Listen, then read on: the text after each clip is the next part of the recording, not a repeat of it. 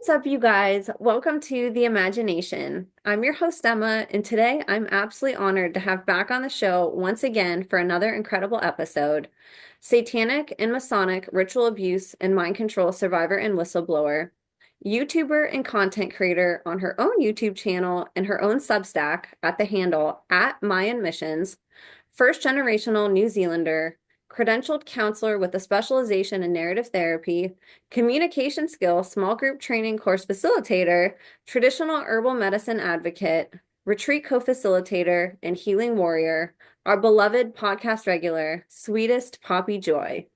In case you've missed Poppy's first episode or any of her other episodes where she shared her harrowing, inspiring, and miraculous testimony, here's a brief recap for you. Poppy is a Satanic and Masonic ritual abuse survivor who was born into a multi-generational incest-based family and has recently been liberated from an immense amount of trauma that her body was struggling to contain anymore. Her memories started to surface in 2017 from a few triggers in her surroundings, including a vicious, semi-wild dog on the loose, a jellyfish sting that gave her a histamine reaction where her entire body was covered in a rash, and swollen lips and other orifices. Poppy's earliest memories were related to her senses.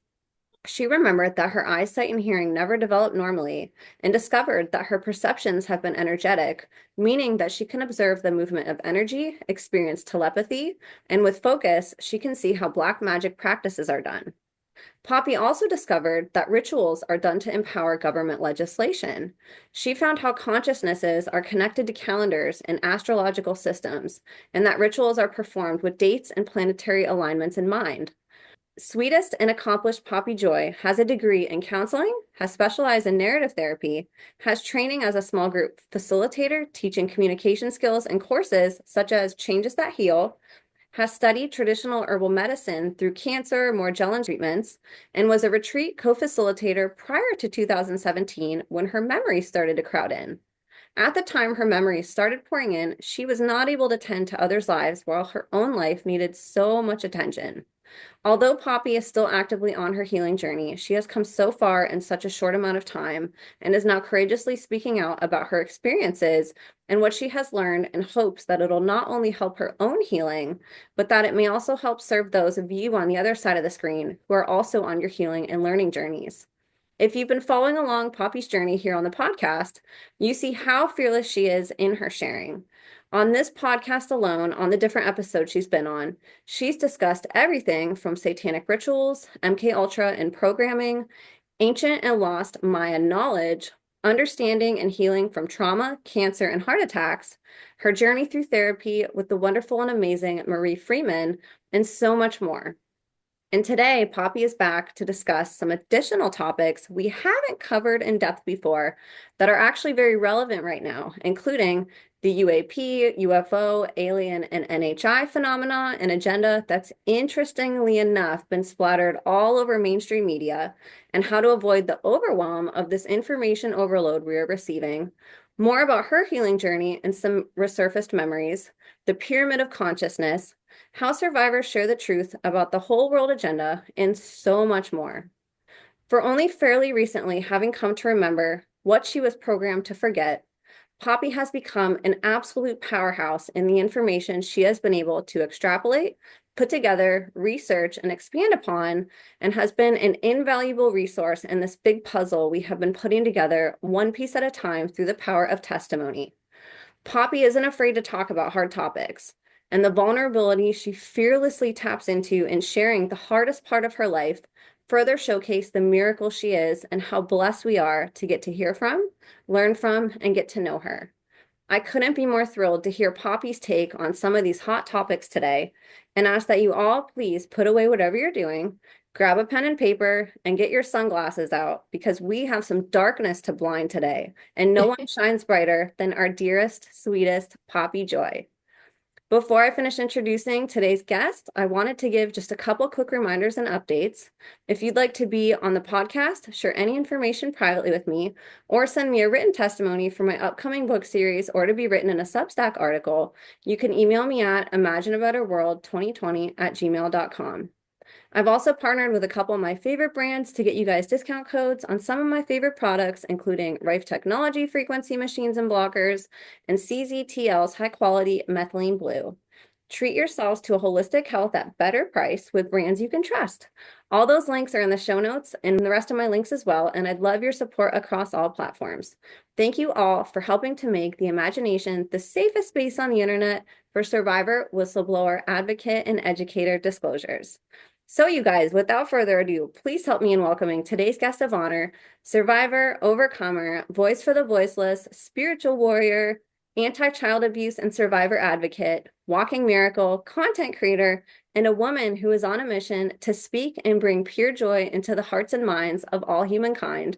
The one, the only, Poppy Joy. Poppy, thank you so much for being with us today. What an introduction. That's really cool. It really helps to set everything up, and just to remember, like, gosh, this stuff is so necessary to share at this time, because there's been so many efforts to suppress and to stop that information coming out, but it's actually this information from many courageous souls that's making all the difference in this world right now. So thank you for that. Beautiful. You're welcome. I'm so happy to have you back. I seriously feel like you don't even need an introduction at this point, but luckily there's so many more new people who are researching this stuff and hopefully coming across podcasts like mine and yours, so it doesn't ever hurt to give sort of a little refresher and also, sort of cover some of the things that we're going to be talking today, which, your courage to talk about some of this stuff, Poppy, is amazing. I can't believe how short of a time period you've had to process, heal, and understand these things that you went through. And I know that there's still so much more. I feel like, a survivor's journey of learning, it's kind of lifelong, that healing journey and then putting the pieces together. But you've taught me so much, and the feedback that I always get on your episodes is always people just getting light bulbs, and they're like, oh my gosh, her too, and she went through that. I did as well, and it really helped me. So I really appreciate the vulnerability that you're able to tap into, because I know there's probably other things that you'd rather be spending your time talk about, but I know also that you understand like how healing it is, not just for you but for other people to get the raw and blunt truth of what what somebody like you went through as a child. So Yeah. I want to turn it over to you, and if you wanted to add anything to what I just said, or if you had a place that you wanted to start, I'd love to dive into some of this stuff with you, and especially to catch up on your healing journey. Last time you came on, we talked about heart attacks. You had just recently had one, and we're starting to recover from it. So maybe if you want, we could start there actually, and talk about kind of how you've been since the last time that you were on.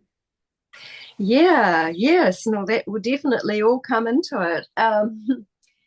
Like the topic, I've just been whelmed in it since I really started doing all the memory recall. I really had to, because my body was just not able to keep going, because the body remembers everything, and it will remember things that haven't been brought to consciousness yet. And so there was just so much sickness in my body, and the emotional causes were just sort of really wanting to come to the fore, and it was time. But it's also time, it's really, and I don't think it's any mistake, but it's all very, very synchronized with what's happening in the world right now, and what's needing to be disclosed so that humanity can get out of this captivity which we've been in like for thousands of years, because satanic ritual is actually a foundation of it, and our whole system, our whole structure, everything has been built off satanic ritual abuse. And this is why like it's a topic that people really avoid, because they think, who wants to look at this? It's gross, it's dark. And it's the darkest sort of stuff, but an easier way to look at it is just to take the role of the observer and look at everything as energy, rather than, it's once we get into the judgments of this is good and this is evil, that heaviness can come into our being. So if we can look at it as an observer, you're looking at it, you see this is what's happened, this is what's happened. Of course, it's going to connect in with our emotions, and it's natural to have tears or to have responses to that. That's also really good and really natural as well. So it's just, I just know that there's no way that I can look at what's happened to me when it's so emotionally jam-packed. I sometimes have to look at it as the observer. My body will throw up the memory and the tears and the charge and the emotion and the fury and the rage, and all of those things will be dealt with as they need to be in a safe way. Because of the gravity and the extent of the trauma, it's been really good for me to have someone who's really supported me through this whole thing. I admire anybody who can get through it without support. Like, you've got to be an absolute legend. And I know there are legends out there that are doing that. But I've had an incredible people who've come into my life. And one of the main ones is Marie, who's been, she, both her and I, we share beautiful similar values about that. We're not caught in this whole commerce financial thing. Like, I couldn't afford to pay. She says this has got to get out there, this is a service to humanity, and so she's given a beautiful service to me, and we found other ways of sharing our love together. But like, without that, it couldn't have happened. And it's also a little bit the way that the system has designed things, is that you need money for all your healing, which, when people have had such a life at mine, we're not going to be rolling around in money, because we're usually the ones that have been, we're in recovery, So to have Marie's been amazing. The first session I had with Marie was actually on Halloween in 2023. So I found that really interesting, because it's such a satanic date. And then this year I ended up having this massive big clearing by a woman who's also, she's becoming dear to my heart, but she's a beautiful friend of Marie's as well. And so now they're collaborating together. But she does people clearing and land clearing. And when she did the work on me, it brought me in another level of revelation. And it was done, she was working very with the highest of the high, like straight with the Heavenly Father, with the real Jesus. I have to say the real Jesus, because there's differences. With the highest of the high energies, that's what she works with, and why she can be absolutely fearless. And to work with someone like me who's been through satanic ritual, to the point where she could say, oh my gosh, it was absolutely fascinating what I saw. Now, what she saw was dark, terrible. But as she was telling me what she saw, it was reminding me of images that were overlaid in my memory of actual rituals, like flaming pentacles with eyes in them, things like, well, she didn't see them as flaming, but she saw them. I don't know. When she was telling me, that's what I was seeing, because it was connecting me up with some of the memories I had. So I think that some of these images that can happen in the deepest of the terror on the trauma, they get overlaid and imprinted in our psyche, and they actually can be etherically in the land where we live or whatever.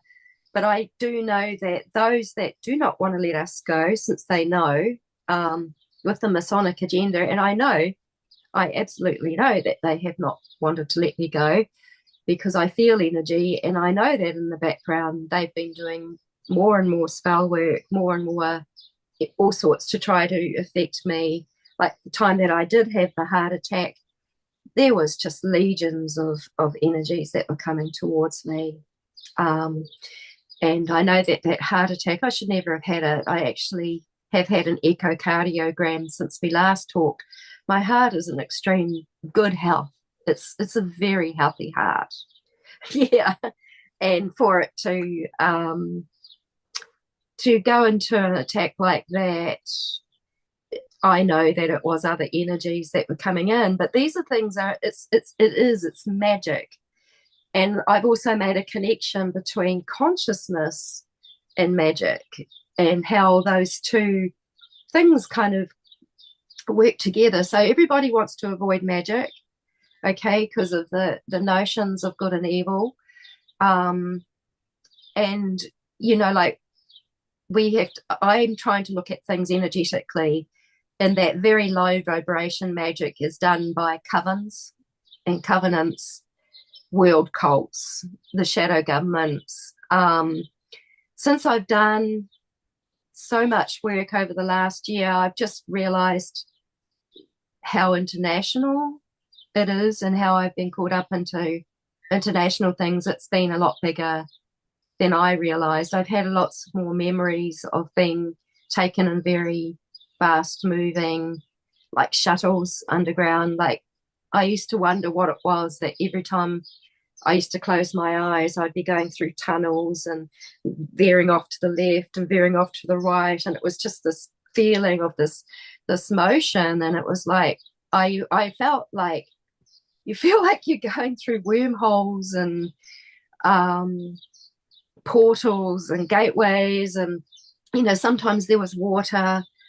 And now that I've remembered, and when I've listened to some of the other people that you've talked, I'm very much tuning into the MK Ultra survivors, because I'm learning the most from your other guests, and they talk about the equipment, they talk about this astounding technology, this almost like submarine type stuff. Like, my mind still can't comprehend it, because I don't see any of this above ground. And so it's almost made what has happened below the ground feel like dreams or nightmares or unreal. But yet my body has actually got physical memory that these things have happened, and it's everything is remembered in our body.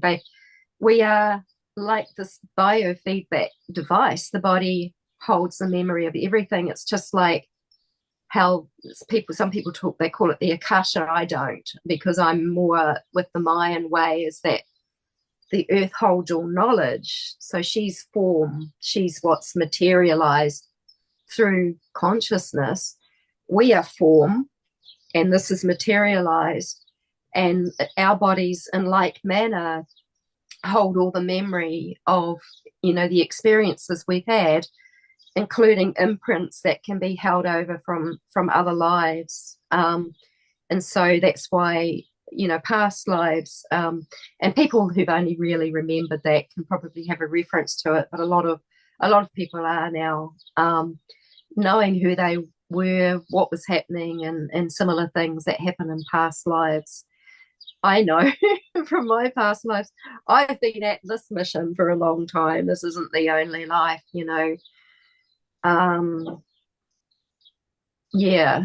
And there was some kind of agreement that I have. Now, I don't believe in contracts, words like that, because now I see them as all being part of alien technology, which is part of the captivity we've been in, the alien, which means a binding. And I just find it incredible. A friend of mine brought me to that expression, that this technology, when you look at it, it's all going back to liens and bindings, covenants, treaties, declarations, things that were written on human flesh, paper bulls, things that come out of sacrifice. So there's technology that I see that is connected in, that comes from these sources, and they are extraterrestrial sources. So at the moment, as you said before, like, there's all this emphasis now, on these drones, not drones, but everybody's got their faces towards the skies. And I just think, for me, my reality is more what's happened under the ground, um, and that there is a lot of extraterrestrial life form that's there that my brain has finally been willing to comprehend. Because I remember in another, I think it might have been the last one, you were sort of like, do you want to say anything about UFOs, UAPs? And I just said, just very quickly, almost dismissed it. Yes, I've seen da da da da da da da, but I was actually not quite ready to go there. I wasn't quite ready because when the brain comprehends that, it's like, what, like, and it's very, it feels like such an unreal world under there too. It does feel like going into another dimension, and I do feel that maybe it's even going into a fourth dimension, where the real tricks and all the secret stuff is really done from, which affects all the governments, the politics, and the unnatural psychological operations that are carrying out, that are keeping humanity enslaved or hijacking their consciousness, basically, because human beings are incredible. The power, the co-creative power we have is absolutely astounding. But because we've had so much trauma, so much fear, and so much heat on top of it, and there's amnesia from trauma, it's too much. The body flips out. It's like, okay, well, the body's still remembering it, but the brain won't perceive it until it's actually safe for it to be integrated and known and seen. And I've actually found some of it quite terrifying. It's like, well, who the fuck am I? That these things happen to me. And now I just want to say, like, every soul is on an evolutionary journey, and every soul has a frequency, and the frequencies that have the souls that have certain frequencies are all known by the extraterrestrials that run this world. And I'm saying that this world has not been run by soulful human beings. Even those that get brought into politics, and this is why I cannot trust those systems which were introduced in that sixth wave of time, from 3115 BC. As soon as they go into office, they have to take an oath, and that is a magical oath. That is like covenant. It's it's a thing from a coven. It's like, right now you're under the magic of this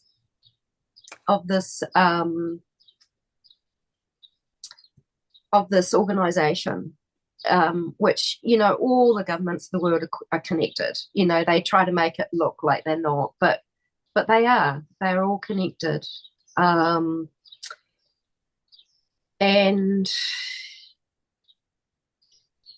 yeah, I'm the highest frequency beings, and this is also, babies are incredibly high frequency as well. So babies and children have been used a lot on these ritual days, which is the most heartbreaking. And when I think of animals and pets as well, it's just heartbreaking what is used and done by these beings who have no way of feeling. There's no empathy. It's only give me, give me, give me. It's only greed. It's heat me up. It's feed me, feed me, feed me. And rituals are very much a part of that whole feeding and looshing. So I just released a video, not yesterday, the day before, where I looked at the different consciousnesses of calendar systems because it's just really, really important. Like people, we're so entrenched that it's hard for us not to think in terms of weeks and days and months and years and all of that. It's been so entrenched into our psyche. Yeah. So this is a graph that was prepared by Sean Caulfield, who was my mentor for a little while when I connected up with the correct system, the correct mind system. And he mentored me for a little while, and he really helped me understand these different waves of time, which came through Dr. Carl Kellerman. Yeah, now Dr. Carl Kellerman wrote this book as well. So this is very much connected up into the quantum science. Yeah, so he's talking about those 9 waves. So when we go back, you can see that there's 9 waves of creation. So he breaks it down here from his worldview as well. One of the things about Dr. Carl Kellerman is that he didn't believe in extraterrestrials. So it's been a very big theme for me in all of that. But we all have different worldviews from what we see or know. And I find that the quantum science behind what he did discover and the absolute perfect geometry of this calendar system, which has been around for thousands of years, and next to an atomic clock. So I'm going to show you another book, sorry. But this is written by a Mayan elder, Carlos Barrios. He's now departed, but in this book he actually mentions how the calendar system was measured up against an atomic clock, to perfection, really. And so where does this fit in? It fits in that the calendar system is source like codes. It comes through source, who a lot of people will call God. I'm now calling it source because I want to have a language which is more inclusive of everyone. And there's been so much hurt and pain and terror at the hands of the anti-source or the false gods or the false Jesus, the Luciferian agenda, that the word God is distressing for a lot of people. But source is just something which fits also a lot into quantum science. It's like, well, source is like, well, this is the energy that comes to us. It's what is seeded from the Heavenly Father or Father Sky, from the cosmic axis, which comes through the sun portal and is, like a perfect system which balances up our whole life. If we were really connected with nature, we would naturally be connecting up with the energies that do come, which can inform our consciousness. But what's happened is that a lot of people have got caught up in that, what was introduced from that 6th wave. Now here he's called that the national cycle, which began, well, it will be more than 5126 years ago now. And that was the rise of the patriarchy, the rise of the masculine. That was when the law and the writing came in. So they brought in all of these laws and legislation with written word. And this is where I see it as alien technology. So again, that word alien is the binding. So it's like magical binding technology. So what is happening underground, with it, how I see it, is that in ritual, a massive amount of terror, and it's not always underground, it's also done on the ley lines. I do remember being used in a ley line ritual as well, because the secret societies are very, very well aware of the Earth's structure and how they can still put terror and into those ley lines. And if you look at the word ley, it's a Spanish word, Ley, which means law. So it could literally mean the law lines. And so we also have like an incredible survivor. Oh, now what's her name? Beautiful Australian woman. But she's actually actively doing, Rachel Vaughn. yes, but Yeah. Rachel Ball. So she's doing a beautiful initiative called Lay Love Down. So now they're reinfusing the love back into the ley lines. And I just think it's so beautiful that she's really initiated that from, what's happened to her, what her past is like. This is justice in motion. To be able to infuse absolute beauty and love and that gorgeous natural energy back into the ley lines so we can make them natural law lines. So that we actually can restore back the natural ways of the earth and nature connection and what is, rather than having these liens, these covenants, these treaties, this legislation, the statutes, maritime law, the ship, the commerce law, put into these ley lines. But, most of the rituals that I'm aware of are done underground.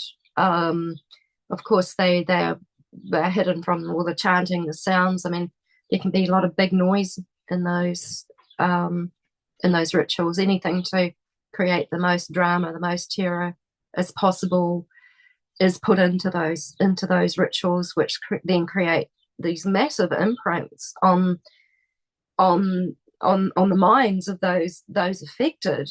And now I'm seeing how energetically they've been imprinted, and they had me bound. And it wasn't until those things have been lifted off me that I'm actually free from them. And my soul source stream is clear to be bringing in the pure energies of source and the pure knowledge of the earth into my being, so that I know that I know that I know how to be and what to do with life now. Because humanity, we're in this time now, like if you look right at the top of this graph, we're in the universal co-creation, which culminated on October the 28th, 2013. So this number 13 is a very sacred number, with the Mayan cosmology. It is not astrology.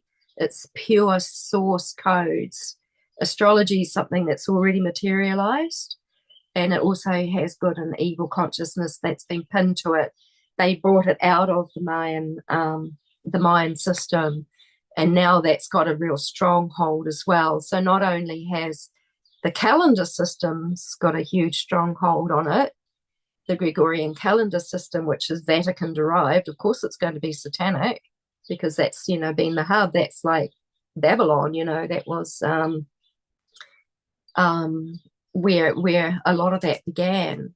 And then it was actually the priestly classes, the Babylonian priests, that created the Babylonian astrology system, or that zodiac, introduced gods from all over the place. So it's a psychological operation. We didn't have Cronus was an introduced thing. Cronus is the Greek god assigned to Saturn, and he's the lord of time, chronological time, timelines. And so linear time is an incredible illusion. Time doesn't move like that. It actually moves in waves and spirals and goes around the directions it moves through, the directions which represent the different facets of life. So we're meant to be balanced in all directions. So we get balanced in our intellect, we get balanced in our spirituality, we get balanced in our physicality, and we get balanced in our emotions. They're all four major parts of our human condition, that if we are connected up with a natural way, natural cycles, by being really connected with nature, but being aware that the energy is direct, it's direct from source, which is just amazingly incredible. But instead they've brought everything through to a satanic system where they've made a Luciferian god. I want to call it anti-source or even antichrist. There's an antichrist sort of stuff that goes on there, because we know that there's this absolutely pure Christ and there's this absolutely pure source. And then so the job of the Masonics is they play both sides. So you have the greatest darkness and the greatest light, and then an imbalance of that. So the new age religion holds a lot of that love light stuff, but it's actually a charismatic glow. It's not even founded. It's still sourceless, but it can look like this is your answer. But you'll find that the same levels of competition are in that, where there's still hierarchies in that, and like in nature there's a harmony, there's a balance. We balance ourselves with the different animal species here. like we respect them. if we're wise enough, we respect that. You don't sort of go running out and read in front of a bull. You just don't do those sorts of things. We learn how to be and to harmonize, but it's actually our frequency. So animals are tuned into our frequency. So if our frequency is maintained, then we will be able to harmonize a lot better. But all of these systems and all of these things have been put in place to really crush us down, so that it's like to lower our vibration. So what I'm saying is, like, a frequency is a consistent thing that we're born with that, and as we evolve, our frequency can ascend, or our frequency, we could devolve. We could get really, sell our soul out, and we could devolve, as well. So the way that can happen is our vibration is with terror, with with illusion, with all sorts of unseen and hidden and secret stuff. Our vibration can be brought down, so we'll never know the incredible power of who we really are as a human being. And there's a flip side to being used in ritual. It's incredibly challenging, but to rise above the challenge, you do grow. A lot of gifts, like there was always potential for certain gifts, but those gifts can be used. Like, I think that a lot of us, I'm still trying to find, I'm not trying, it's just happening actually, but I'm still finding out more about who I am, and why I was used, and why and how this got so big, bigger than my brain could comprehend for such a long time. But like, I do know that I've been used in the secret space program, and that's something that I didn't really consent to, and a lot of people are. And this is the thing, is that there's a lot that's happened we didn't consent to, and if there wasn't consent, when we revoke that consent, whoever did it suffers the consequences. So it's quite a powerful thing.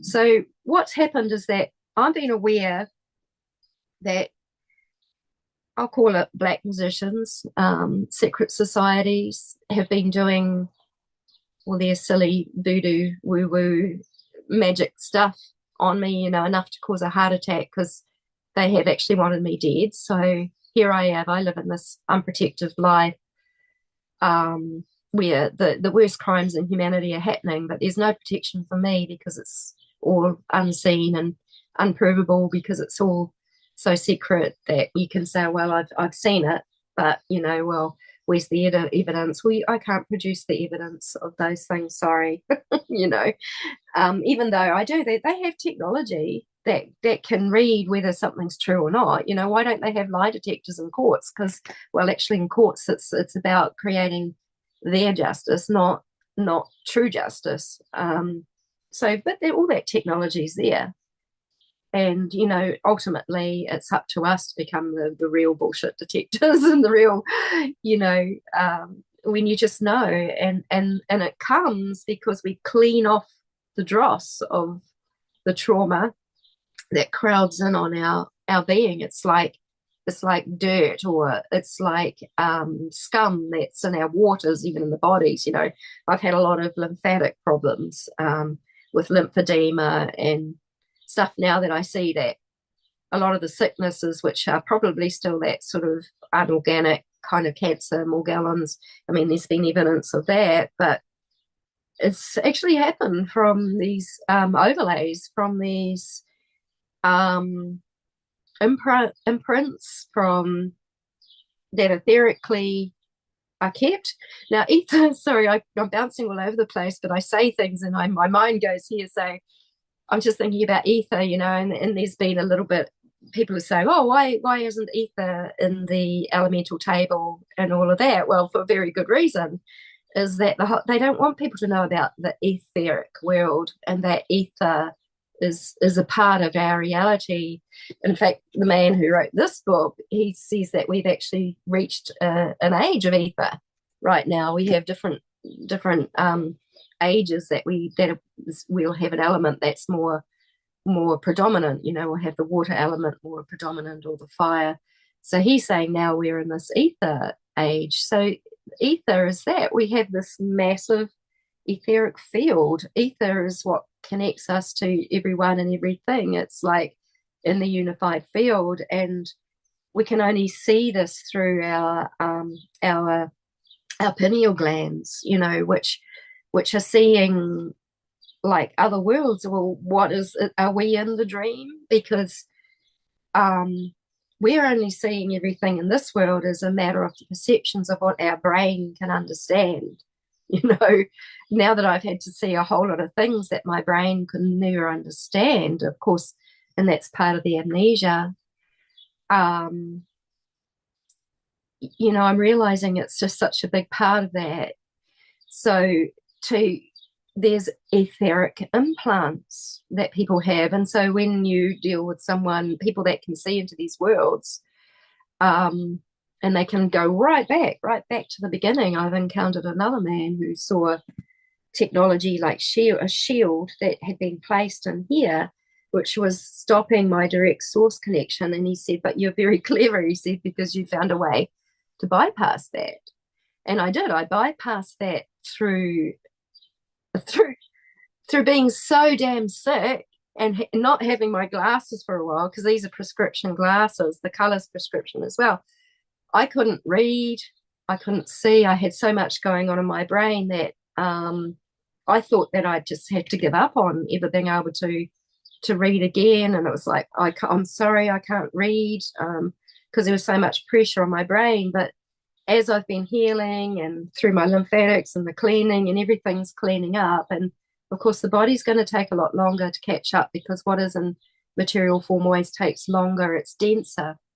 So it's also a very good place to go to remember, because it will hold memory. But the etheric things, if they're not dealt with, then we're still held, and they still hold. And I'm like, how is it that every time I'm involved in the medical system, every time I'm involved with the mental health system, everything gets flipped up the other way? And it basically is because these etheric implants were doing that. And they are curses. They are demonic. And there's a distinction between these energies, because some of them are energies which are kind of etheric, demonic, angelic, that kind of thing is used, and they bring things into form. So what we think, they are literally thought forms that materialize our reality. And so it's really important that we do discover the secrets to consciousness so that we can undo these drastic psychological operations which have kept humanity in captivity for so long. And then there's also the aliens. Now, I know that word is not always accepted, these extraterrestrials, and because, like, who was here first anyway? According to Dr. Carl Kellerman's work, humanity was here before those who from sky to earth came, the extraterrestrials or the draconian reptilian ones, the ones that basically came, or the Anunnaki. They're called all sorts of different things. Now, I don't know the history of all of that. I tend to go more with what I see in my meditations and my personal connections, because I trust them more than all those stories told out there.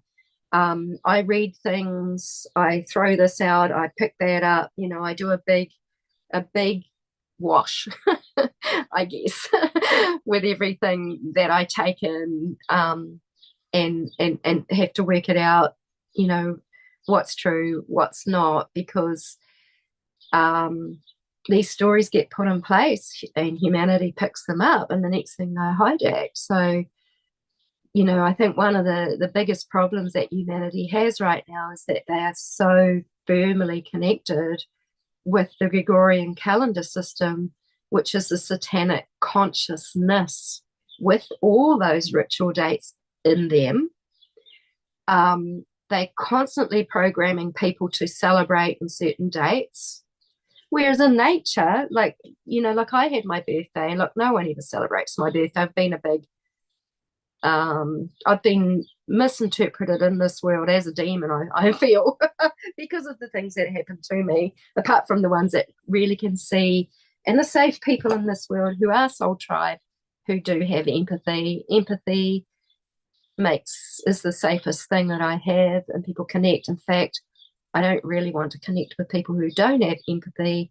I believe it's a gross injury to humans to have a lack of empathy. I know they tried to take it out of me, but the power of love is stronger than anything they ever did to me, and that's what kept me going. I really, I'm going to flip all over the place, but somehow that works, But like, I've had a little bit of memory about my choice to come here and have the experience to be a part of this, to clean it up, and it's been part of my soul mastery. But one thing I held over, and I'm sure I held it over from a past life where I was a top politician, and I contracted and I lost the oath and sold my soul, basically, because that's how I learned. Well, that happens that way. This time I learned, no matter what happens in this life, it was a baseline I was born with, I am not giving myself away. I am not going to sell my soul. I am not going to let them take me. I mean, I got close because suicide and programs came up several times, and but beautiful sacred protection always came in and saved me. Like I was about to commit suicide once. A pig came running down the street. A pig. And it was dark of night, it was raining, and I was actually trying to get the courage to jump onto moving cars off a bank, and a pig came running down the road, and I was like, here I am. I think I was about 15. Here I am trying to commit suicide, and a pig comes running, and I had to go inside and tell my parents, who were kind of relieved that I came in, because I think they knew, but I don't know, it's all messed up. But like, that was one of those moments that snapped me out of it, just snapped me out of that, because it can get really, really dangerous. Like when you've really made up your mind And it's like all it takes is that little bit of courage, and you're through, I believe that I've been saved as well, but also, and I think there's been times where, I was rewarded a lot in my government jobs. I was nicely being nurtured along, I think, and then it was, no, no, I want to be a counselor. I've got to study how things work, and I started to do my counseling studies and all of that. And, and that brought me into a path of narrative therapy. Now, narrative therapy got me into a path of challenging every single discourse, everything that was said. I mean, I take things to the extreme, my colleagues that were training were seeing it in the postmodern framework of let's, look at this in a little session. But I just think of things universally. I mean, there's more than one universe, I know that, but I'm going to limit myself to a universe for now, which is still a big, big, big perspective. But it's kind of like all through my life, as much as I've had these terrible things happen, things have happened that have worked for me. So I did get into a little bit of trouble recently. Okay, so, and I'm going to say this because actually they don't want me to say this, but it does need to be said because the system needs to be exposed for what it is. People need to be safe. If I speak this out, other survivors might stay safe. Other people might stay safe. So I would rather save or do something that could save many than could harm one, like that sort of thing. So I have been involved with an organisation here in New Zealand who provides support for people that go through sexual abuse. And then I said, well, actually, mine's satanic ritual abuse.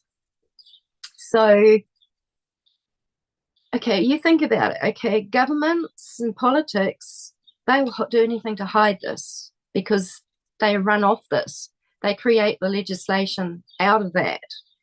So here I am in a government institution saying, yeah, I need a bit of assistance, please, because actually, look, I had nothing. I've been isolated, and my health, I had no access before Marie really came along. I didn't really have access to really pure warrior assistance. Marie's an absolute warrior. She's the warrior of warriors, that woman.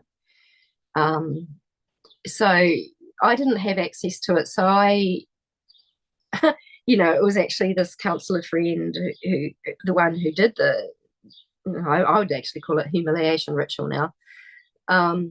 But she got me into trouble. But she said, look, I've become an ACC counsellor and Rongoa practitioner, which is like Maori medicine. You could come and have some sessions with me, and actually that was, she wasn't allowed to do that. If we were friends, she wasn't actually allowed to do that. I didn't actually know, but here I was trained as a counsellor. I should have known, but I'm also someone who wants to buck the system. So it's kind of like, okay, let's use what we got, let's wangle this, So I was in that.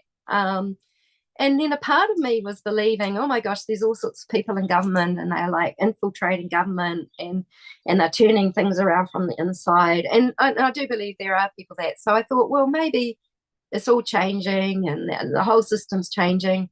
Even the whole Trump phenomena, there was a little while when I was caught into that.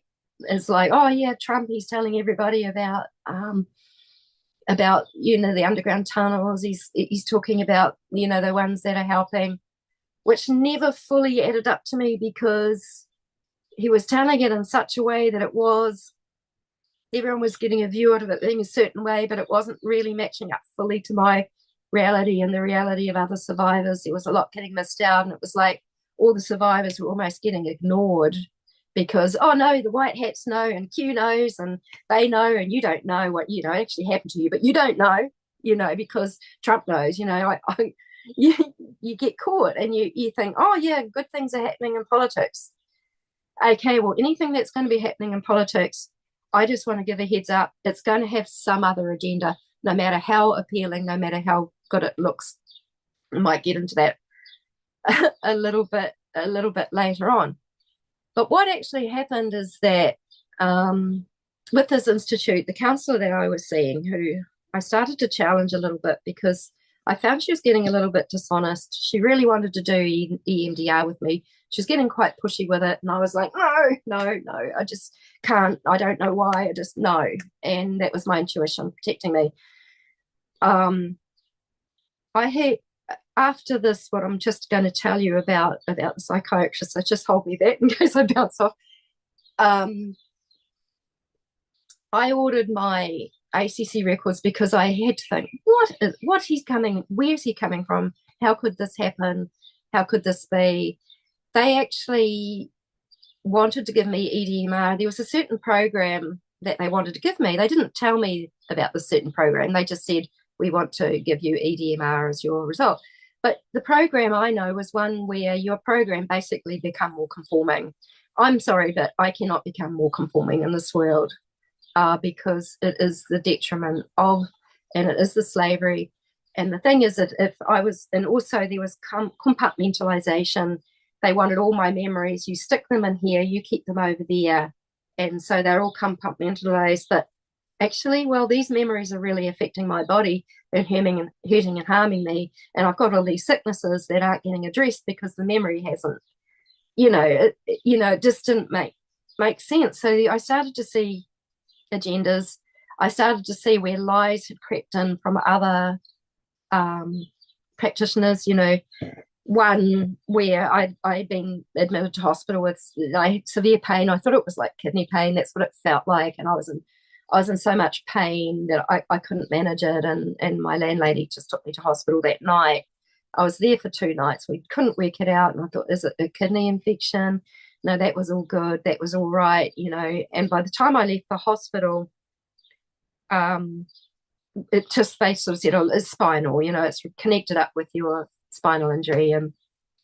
But then the blisters came out and I had shingles right in that spinal area. But no, in my ACC records, it said probably psychosomatic, that I just went to hospital for nothing and was making it all up. So these things got put on the records. And then after that time, the way she treated me, she didn't seem to believe anything I ever said. And I had a lot of physical stuff going on, and she could basically do something terribly dishonoring and destructive when I'm in a state of paralysis. Now, that paralysis was really, really freaking interesting because even the psychiatrist I saw was like, doesn't make sense. I mean, I know that there's arthritis, there's degeneration, there's bulging discs in my neck. It happened after heavy lifting that I would get the paralysis, so it fitted in there. But it seems that there was the etheric implants were found very much around this area. And these etheric implants, I mean, I'm still detoxing it all out. I just constantly have a whole lot of spit and stuff coming out, and lots going on in my jaw. It's all coming down my lymphatic system. I've got this scar where I did black cell that was all coming down here, but it's all going into the breast, which is the main lymphatic area because like I've only been able to intuitively do what I can do. That was starting to get a little bit, my body was getting too stressed. I had to pull back, but fortunately the beautiful woman who removes who does the clearings, the land clearings and the body clearings, was able to see it. And honestly, things have really, really changed. They've really, really changed for me since that work was done. So I do see how these implants, these imprints actually can even obscure the communications that happen with mental health with the doctors, and it'll just make me look like I'm an idiot. So now I'm gonna give some exposure on government systems and how they are with people who've had Masonic ritual abuse, Satanic ritual abuse. I will not be surprised if the psychiatrist was a Mason. I will not be surprised. When I was meditating before my session, I got a very strong message: whatever you do, don't shake his hand. And I took, right, I'll hold that in my consciousness. I got there Now, normally you can take a support person. I didn't really have anyone. And because I thought, well, I might be talking about traumatic things, I don't actually want my friends to have to be exposed to some of the traumatic things. So I thought, I'll just record the session, and that way I've got a recording, and that's almost bit my accountability. I got into the session semi expecting him to shake my hand when I arrived, and he didn't. And I was like, oh, phew, that's great. That's out of the way. That's good. And then I said, I'd like to record the session. And he went, no, sorry, you can't do that. And then he said, oh, I've even had people who've tried to secretly record their sessions. Why couldn't I not record that session, Anyway, that kind of threw me out a little bit, and I just immediately, I just get little messages. It's like, you're going to be okay. But, okay, so there were no witnesses there. There was no way to record it. And the first thing he did was give me a heads up, which I felt was a message to me, because I experienced the two energetic things happening at the same time. It's almost like my attention will go to something, and I'm like, that's important, and this recording part of me will remember that. It was actually a part of me that's now been integrated, but it hadn't been at that time. I did another journey session, and that part came in to be with me. So now I realize that it's a little bit like having like very, very, very good detailed memory recall of things that can happen, which apparently other human beings don't have so much. But yeah, so anyway, one of the first things he said to me was, oh, I've only ever had to call mental health, like the mental health team, to take someone away once, and they got aggressive or something. And so I just took note of that. And then he said, is there anything you need to say? And I said, yeah, I do need to say some things. I need to say that it's really important that you know that what I'm saying to you is honest, because this is the help that I'm seeking, for this. And at that time, I was getting so frustrated with ACC because it just never took off. It never started, apart from there was one other practitioner. I almost don't want to mention her because she was beautiful, purely intuitive. So they have this part, which is the Maori healing part, the rongoa part. And that is a part where they can look at you as a whole human being and not just a mind. And her work had actually been very helpful, and I'd had a lot of relief in this shoulder, from the twisting that had been behind my back. There was a lot of that, and like I'd never been able to hold a pen properly all my life, and now I can. I could hold my paintbrush properly, painting again, so that's cool. But I was having, with this neck, I was not able to even use my arm properly around the time of the heart attack. I was so stressed also because I needed home help. I couldn't even clean my place. I was in such a bad way, and these were the things that I was requesting of them. But then they were starting to almost see it as like, it's all psychosomatic, and they were challenging that all these things that were happening to me were somatic, and I, out of all my honesty, was saying these things are real. Now, if you have a physical thing and it hasn't been addressed, the trauma behind it hasn't been addressed, yes, it can have more oomph, it can have more energy, and it can come up a lot stronger. That is the somatic part of it, but it's still based on the physical. So there was that. Anyway, I didn't realize it so much, but my observer was observing myself, observing what was happening in that interview. So I'm having this face-to-face conversation with this man, but at the same time, my observer is recording and holding everything that happens from the outside. It was actually dissociated because it hadn't been brought in yet, But, I'm just so glad that it had been coming closer and closer to me. So I felt myself switch. right near the beginning of the interview. And there were, he never had a single question like, well, how are you now? How are things now? You know, what's your life like now? Anything like that. There was no care. He was very aggressive. He was incredibly challenging. He seemed to be trying to get me to react. And I wasn't interested in reacting because my observer's too busy observing what's happening. It's so funny because it's almost like it was all set up, you know, that I'm safe and that I'm all getting looked after, even though I'm in this dangerous situation. You know, it's funny in hindsight, but at the time it was a bit freaky. But three times, this is so Masonic. He said, you know, I told him, you know, what had happened, and he said, do you believe these things have actually happened to you? And I went, yes. And then he goes, do you believe these things have actually happened to you? And I went, yes.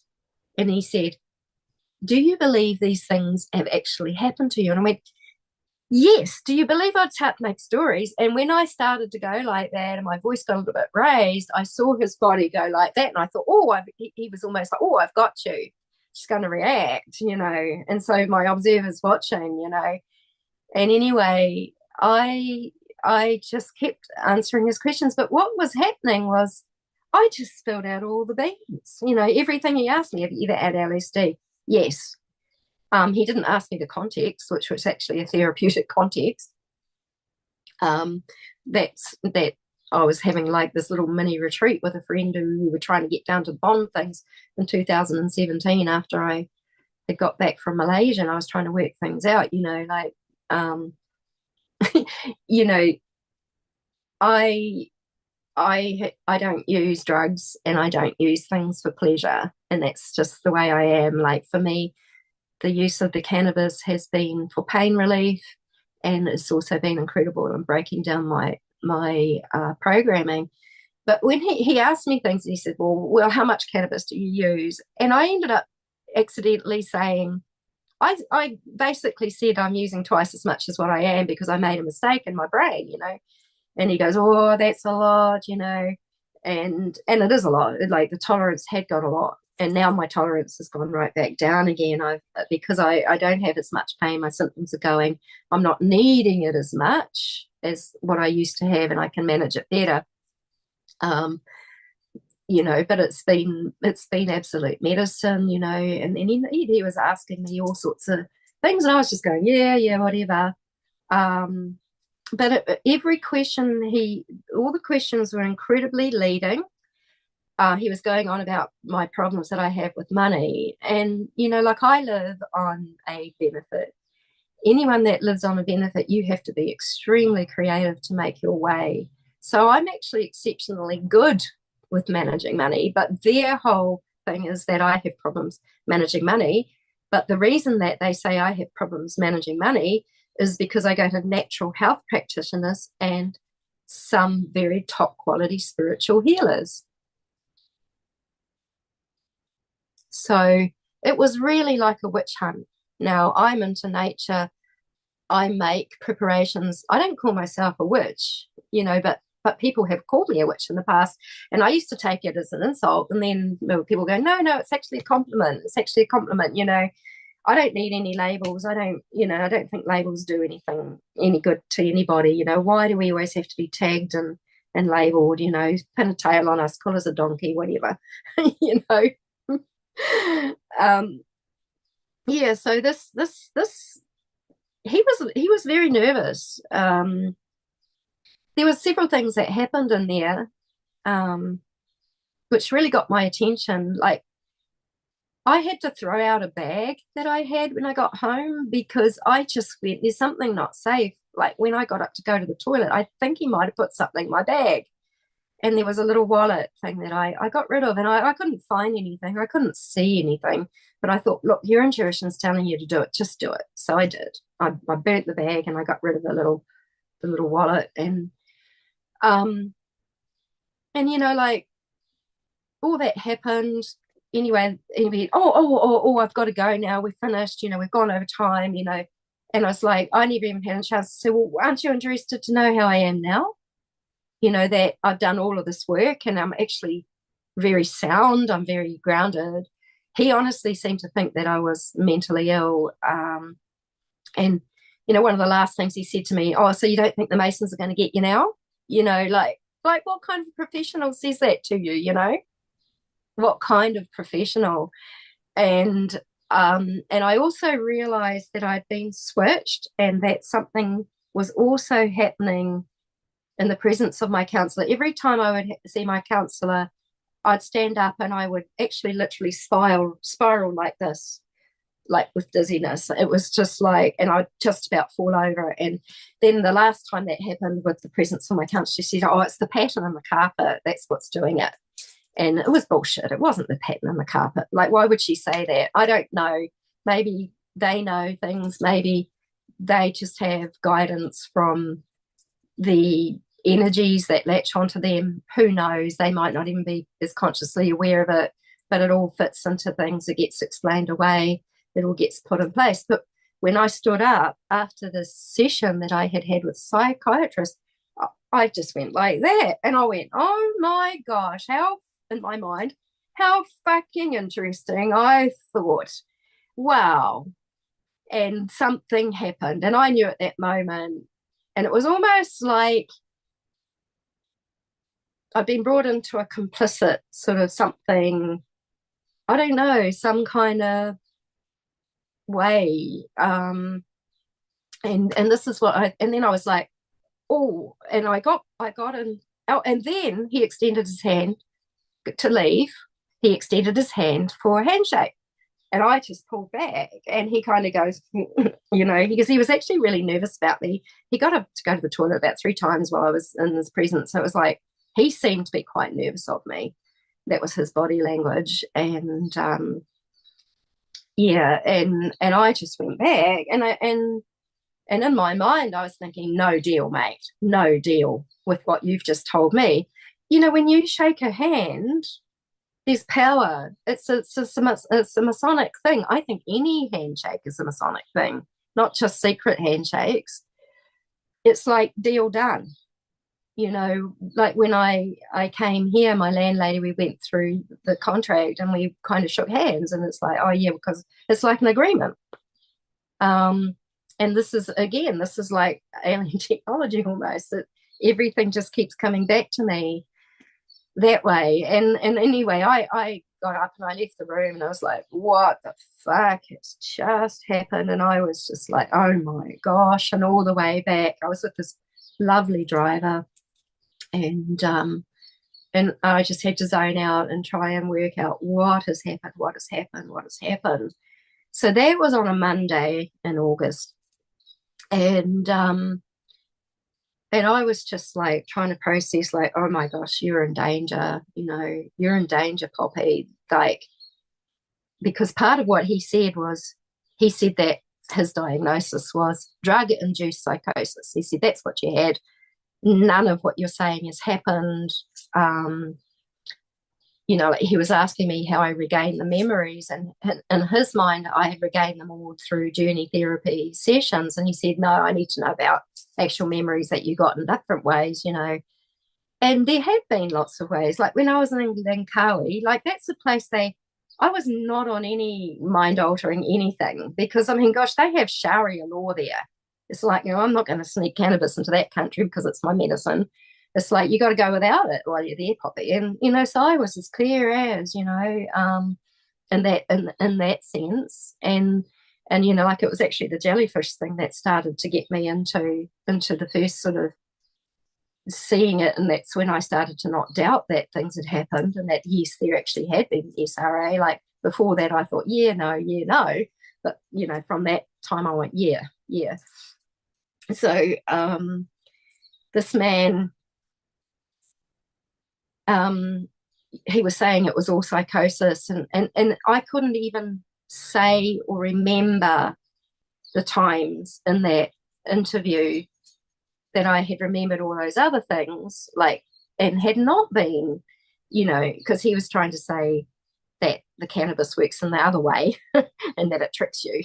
And it's quite funny because I've always prayed with cannabis, and I've always prayed for it to show me the truth, like And you can, it's a connection, it's a plant, it's an intelligent, sentient being. So, I'd always prayed that way. And then, so that was on my mind a little bit. And then Saturday night came around, and I was like, trying to get to sleep, and it was just like, oh, this women thoughts, and this man, he was just in my consciousness, and I went, hang on a minute, I'm not inviting you into my consciousness. What is this? And then I went into meditation, and there he was. He was doing stuff. And I got so angry in that moment, I went, fuck off out of my field. This is my warrior, I never used to have this aspect. I never used to be able to express like this. I'm here for it. I love it. Yeah. And I was like, you fuck off. And whatever you're doing to me, it comes back to you, and you will be disabled from doing anything or progressing any further with me. And I was so strong and so adamant. And I don't know where it came from, but it just came out through me in that moment. And I saw him, and he just doubled over in pain. And I thought, shit, that's got through. I didn't realize we're actually that powerful, because I have had a few occasions where I have seen people where it's been dangerous in my field. And so I know it's real. And like the woman who was doing the clearing, I saw her come into my field, and I actually said, you're welcome here. It's okay. I gave you permission. But, I try to keep my field very, very strong.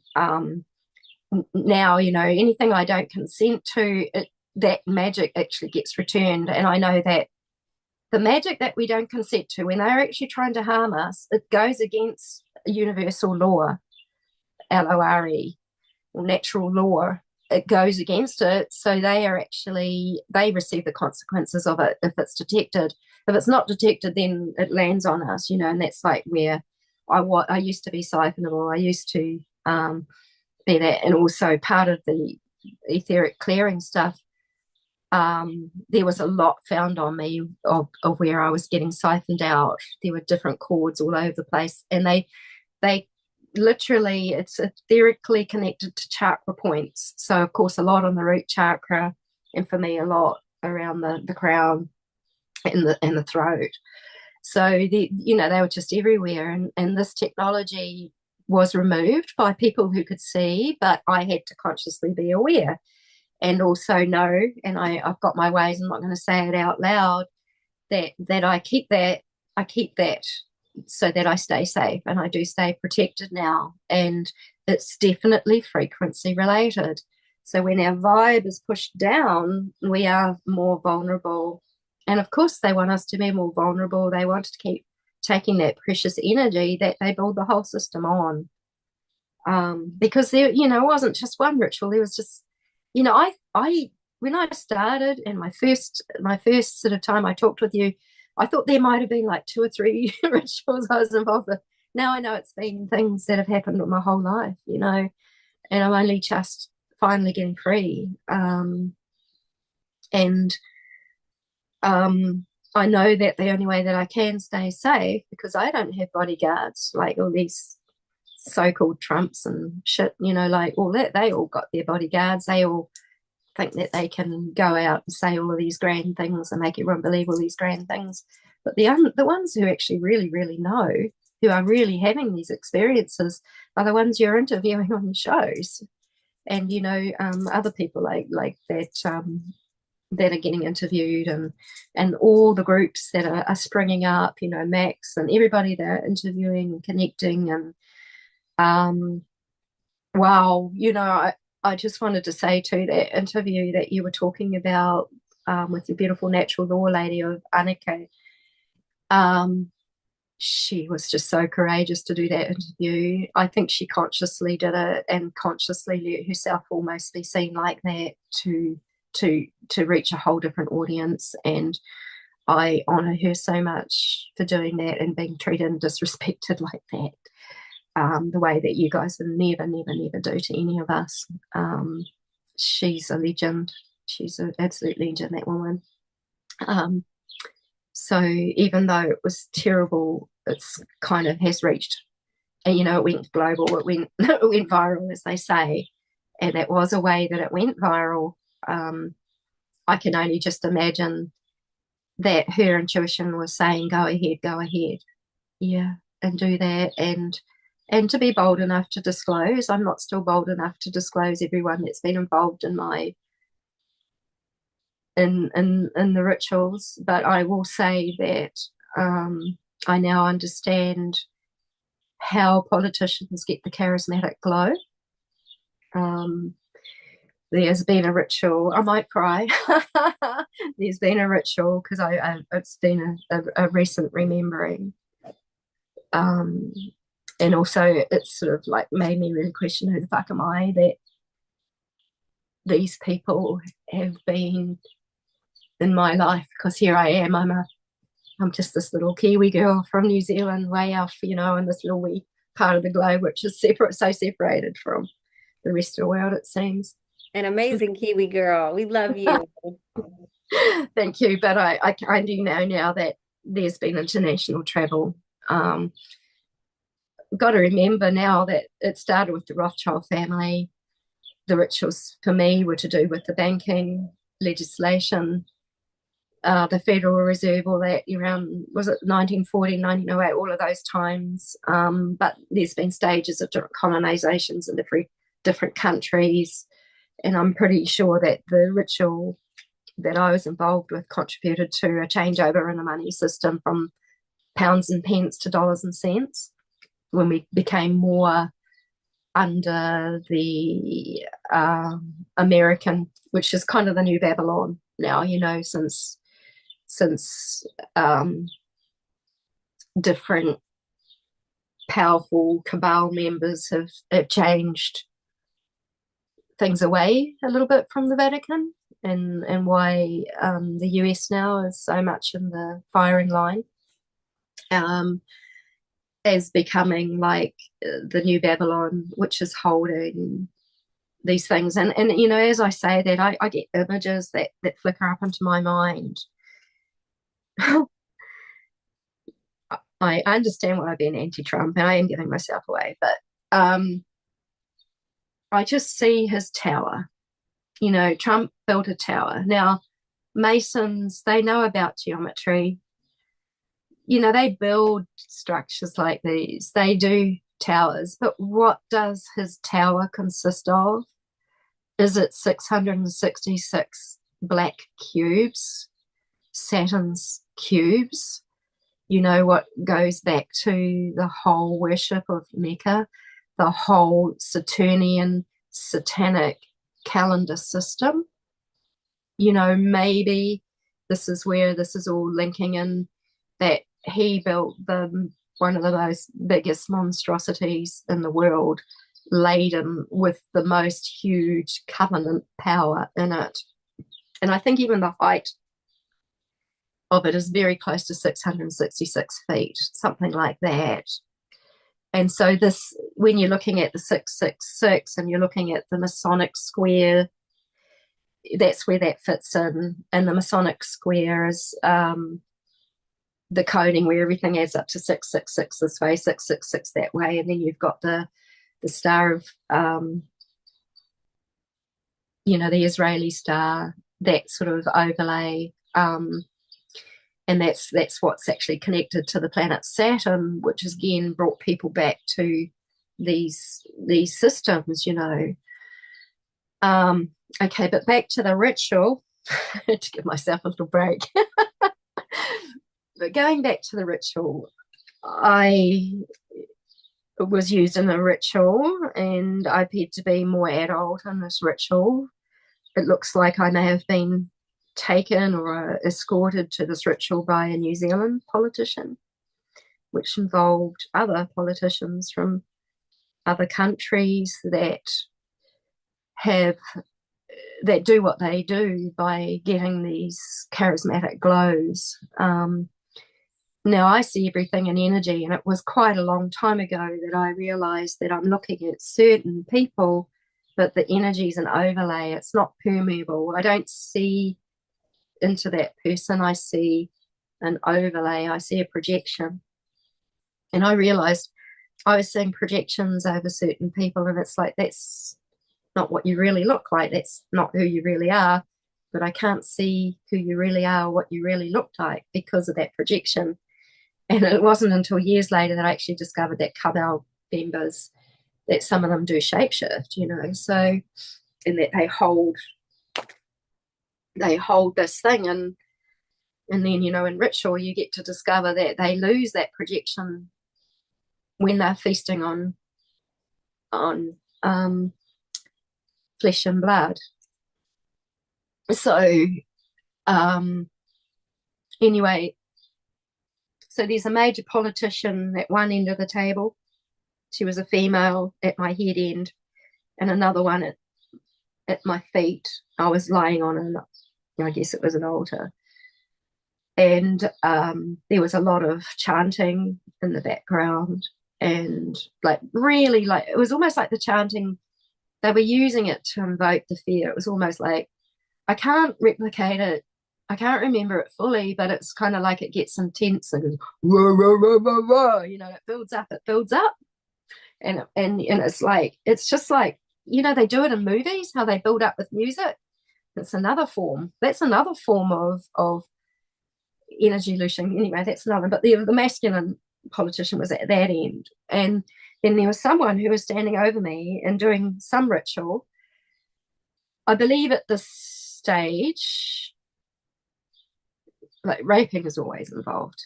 I believe that I'd already been that way, and now that I don't remember like those things, fortunately, but you do completely disassociate out of your body as that's happening, because it's too hard. It's just like your body can't comprehend it. So partly that's a safety mechanism that I've got.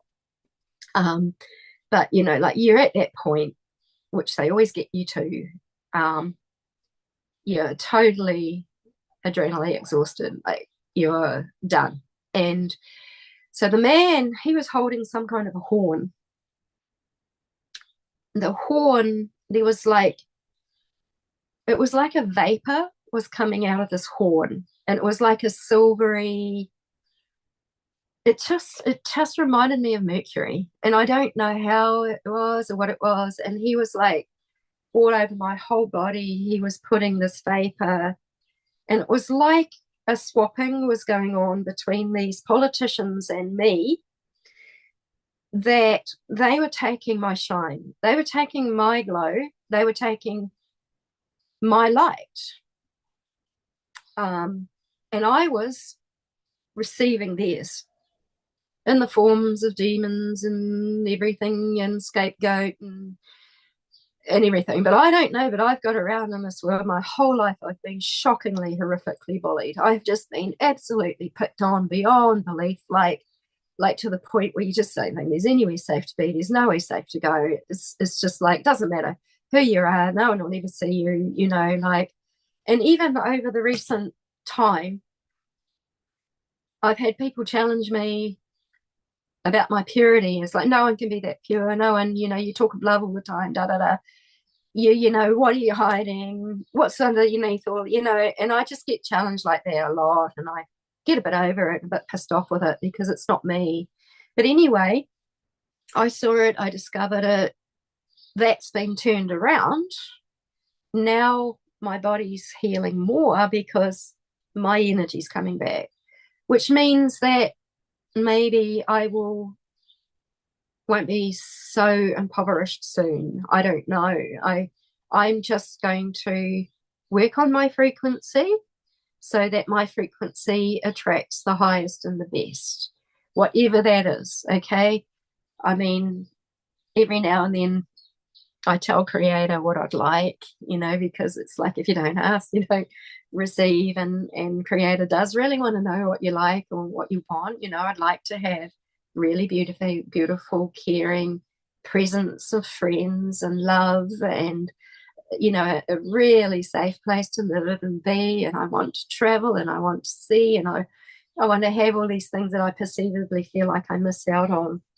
I've had to change that, because it's like, my whole life I'm not young anymore in one sense, in another I feel very young. But you can feel like your whole life's been ripped off, and that it's never been my will, it's never been my way, it's never been the experience that I want, but as a destiny, it was something that I've had to do, and you know, getting free of that, just very much in timing with the beautiful sacred Mayan calendar. Like, no wonder it was brought into my life. This was how I, after all my encounters with the fake Jesuses, the fake gods, the fake archangels, the fake everything, where I got hurt and burnt and everything like that, this calendar really connected me with source, really, really had me there, which is the only place that I could survive and the only place that I could maintain states of peace, love, and joy in such a hostile world, having to remember everything I've had to remember. So I can just say I'm incredibly grateful. But, you know, like, I think even from the time I was baby, I was constantly in communication. I had my experience where I feel that I did have the real Jesus turn up at the end of a ritual, and that I was seeking that presence all the time. You know, the only thing was I was seeking it outside of myself, but you know, this is a connection with the self, like, because it's source connection. It's like, you know, I've been very, very careful over the years learning what's me, what's not me, because so much wasn't me, that was what was put into me or overlaid upon me, that I was like, no, no, it's only, I would say it's only Father Sky and Mother Earth, nothing in between, no sign language, no. But every now I'd be aware of the big cats, or the ones that are like my totem protectors, you know, the ones that would leap, you know, when something was coming at me or whatever, but they were never like the ones that I prayed to. Oh yeah, I'll thank my black jaguar when he leaped on that guy that was coming in to do some black magic, you know, sex magic. You know, which I got attracted to, because I got attracted to all kinds of cults, all philosophies, ideas, everything. In my search, it was programmed in. Yeah, yeah, it all came. So I think that's how they even will swap destinies. And so I've had this question on my mind, and I think I said, do you know about destiny swapping? Because it just constantly felt like they were always trying to take what was mine, and to the point where I would literally, I remember hearing from Corey Good, Secret Space Program guy, once, and he was saying things, and I went, oh yeah, I want to be a part of that. I want to do that. And then what happened was, as soon as I said that, I literally felt my soul started to roll out of my body. So I was like, whoa, what the fuck just happened there? You know, what happened there? And I realized that's an agenda. That's an agenda. And I would not trust Corey Good or his message or anything. Like, I'm not saying that the guy's not telling truth. I believe in his own way he is, but I've seen him within a force field. I've seen something. Sorry, my cat's wearing a bag. She's walking around with a bag on. Can we just stop it for a minute? I have to free her. Okay. Yes, go ahead. Get your little kitty. Funny. I just have to show you. It's so funny. She got herself all caught up and she's dragging this bag around. Oh my gosh, that is too cute. She was probably like, what's going on here? Oh my darling. Okay. Oh, you can take whatever out. You can leave that in there for humor if you like. So I think that a soul, you know, like a high frequency soul, and this is what I think they've got very used to, is that these aliens, or those who have sold their soul, they go around and they hunt for people that have got this energy, and they actually want what that person has without doing their own personal development. And I've been very, very well aware, and I've been guarding my soul like anything lately because I've been really feeling that they have wanted to take that. And so all my work is in frequency building and being bulletproof, really, you know. Yeah, they try all sorts of different things, and I have full confidence that Source will carry me through everything and anything. And I think that even knowing that in itself is a strength. Um, it's the answer to everything, as we know, you know. We're not even a whole human being without Source. We're almost trying to be our own God, like calling our own will, calling our own shots. Yeah, you know, being inside of the will of the Creator and this beautiful creation, the Earth, is blissful and beautiful and wonderful, and we realize that we're not all separated, that we are actually all can harmonize, and we can all draw each other out, and we all have our place, and we're all contributing, and everybody's as valuable as everybody else. No one's superior, no one's inferior. Yeah, so oh, yeah, the psychiatrist said to me, "Oh, so do you think you're a bit special? Do you think you can change the weather and things like this?" Oh my And God. I just went, "Everybody's special, you know." And I think he was like, it's not even in their comprehension, Yeah. you know. And the other thing was that I think he tried to even, like the case manager, I said, "Oh, he's really nice. You'll really like him." And you know how people, they hold a look or they hold a way in this world where people think they're attractive. I think he has that. But because I'm tuned into energy, I wasn't attracted to him one bit, you know. And I think that they use that. I use, you know, like he almost wanted to sort of like the way he just pranced around his offices. Like I just knew he totally felt like an intelligence officer. And of course, he's a psychiatrist, yes, but an intelligence officer stationed in the key place within the government system where everybody talks about satanic or witch abuse, it's even just logical that they would do that. I don't even have to say woo, woo, woo, this is psychotic. It's just so obvious to me. And he really showed that up. Like he rents a house where he does everything from. He has no secretary. He has no other staff in that room.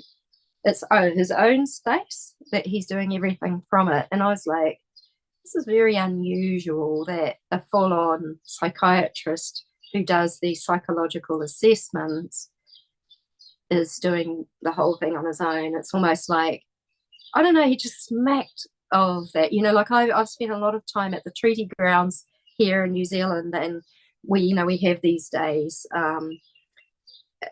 here where they do all sorts of negotiations with the treaty and that, and you can feel the intelligence officers, you can feel them, you know. And like, because I was in a hikoi, which is like a march once, and they're all out there taking their photos so that you're all profiled, whatever, and you get to know that energy, and it's oh so pleasant to your face. It's just like, my parents were both English, and I could not stand, oh, I can put on my manners and da da da da da, and then I can do the most heinous, creepiest, disgusting thing over here. Like, to me, it's just the greatest lie. It's the greatest illusion, and and it's very much how I believe these reptilian sorts are. Look at the Queen's speech. Look at the way they conduct themselves, and with manners, and you've got to have your manners, and everything has to be, all your T's have to be crossed and your I's have to be dotted, and like, it's just, it's it's quite sick. So it's almost like they use this image which covers over. It's all a projection. Like, growing up, my mother went to a lot of effort, and in the way that I stood, the way I held my body, the manners I used, the way I talked to people, all of this, it was like we had to keep up all the charade, you know. And because I was also extremely knock-kneed and like this and hunched over, like she would actually, you know, try to get my posture. She would try to get me to work on my posture and things like that, because I couldn't go around looking like I'd been abused, you know. But the knock knees were there until quite a lot older age. I had very knock knees, and it wasn't until I did yoga that my knees actually managed to straighten out a bit more, you know. So, well, yeah. I've just written a few notes of some of the things I wanted to cover. You know, a lot of what's going on with the sun at the moment too. The quickening of time. The polar flips, you know, like it's out there. We are seeing signs now that the earth is flipping poles, which it does from time to time. And it's got a lot to do with the activity of the sun, and they're actually finding that the days, I don't know, galactically the time is shortening, so the 24 hours a day isn't quite that, which I'm very excited about, because to me a numerically perfect solar year would have been 360 days, and I believe that before the moon was introduced and caused a tilt on the Earth's axis, is it 66.6 degrees? I can, something like that. From recall, you know, do people do further research on that? You know, I'm just saying what I'm knowing and what comes to my mind as I talk. But you know, that's meant that the Earth's,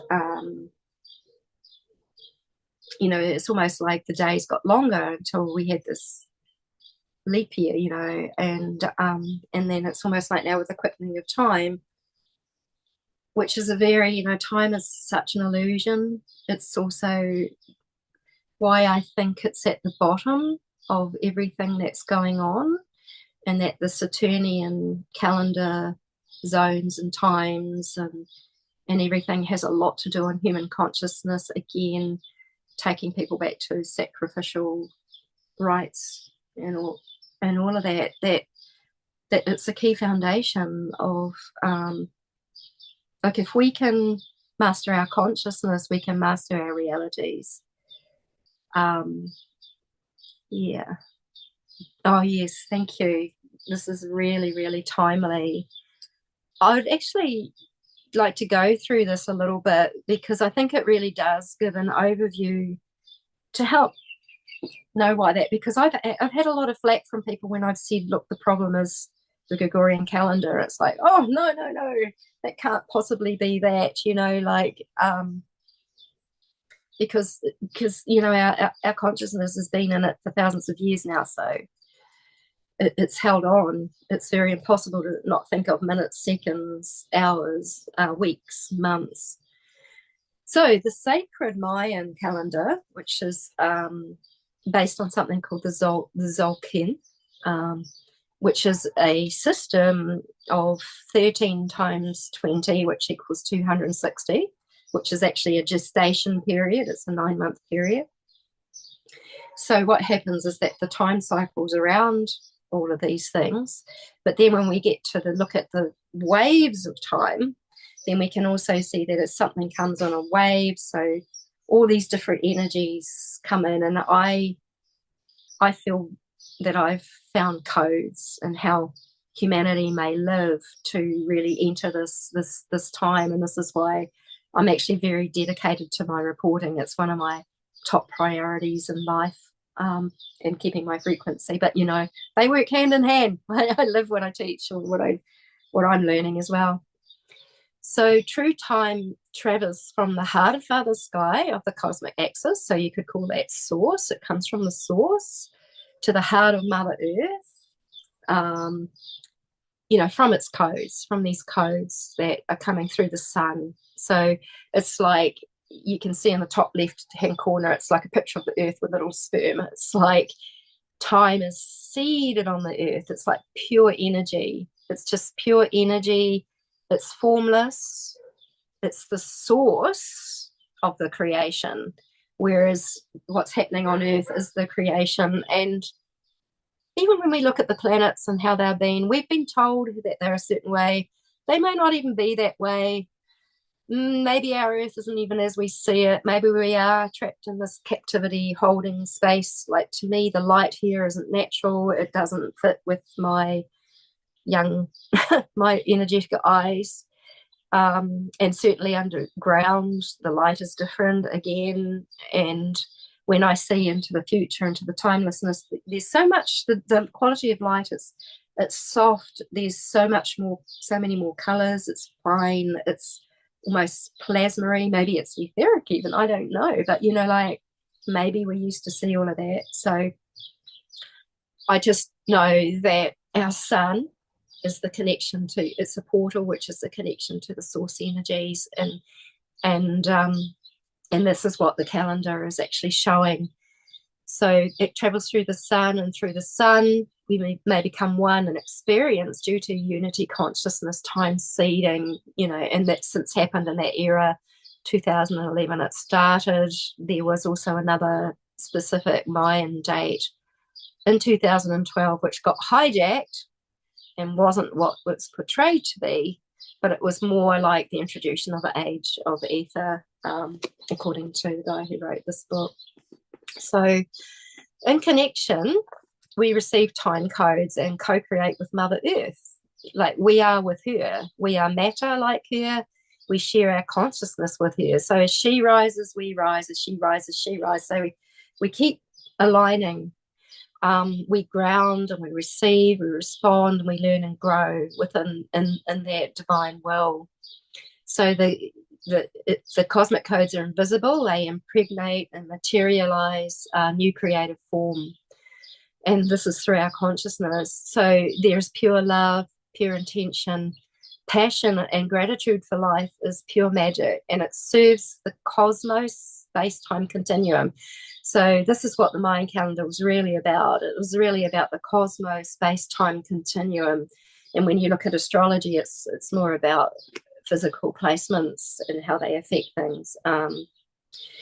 So it's a perfectly accurate calendar system, consistent for thousands of years, like compared to an atomic clock. With it, people that live by it, it involves, the old ways that we once knew, like ceremony and dance and prayers, like elemental traditions, like even just sitting around the fire, like going out, being on the beach, like all these things that are getting more neglected these days. Like, but these things, they just keep that cosmovision alive within the people. So they're natural calendar systems, which are a foundation of authentic human experience. And there is growth and balance in the four directions. And you'll see there just a little bit of an interpretation of the four directions.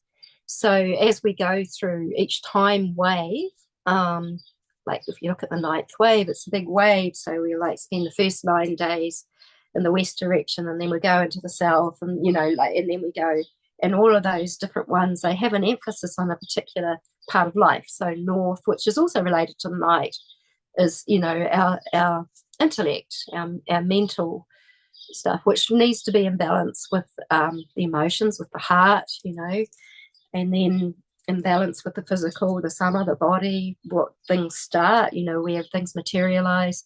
And then you've got, your spiritual, which is like the soul, and things, in native traditions, they all hold this knowledge of the directions. And then you've also got the direction up and down, like to earth and sky, with the south centered in the middle. So the four directions are a basis to true human development, where life can be balanced in each direction.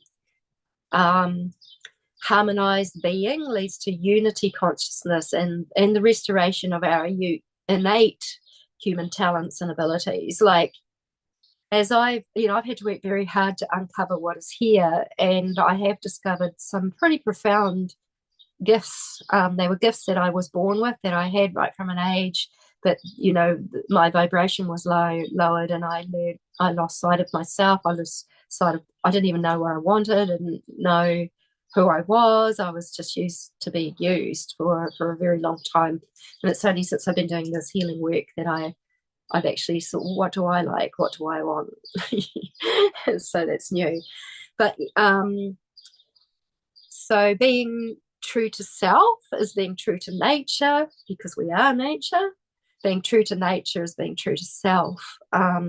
So, there's been a lot of, even in religions, they say, oh, nature, keep away, it's all pagan, all of this sort of stuff. But actually, it's a very, very vital part of who we are. Like, we are here in nature to experience it. Unfortunately, there's a lot of illusion put over the top, and I'll get to that with the calendar, the other calendar system that does that. So natural love and appreciation flow in balance and harmony and divine connection.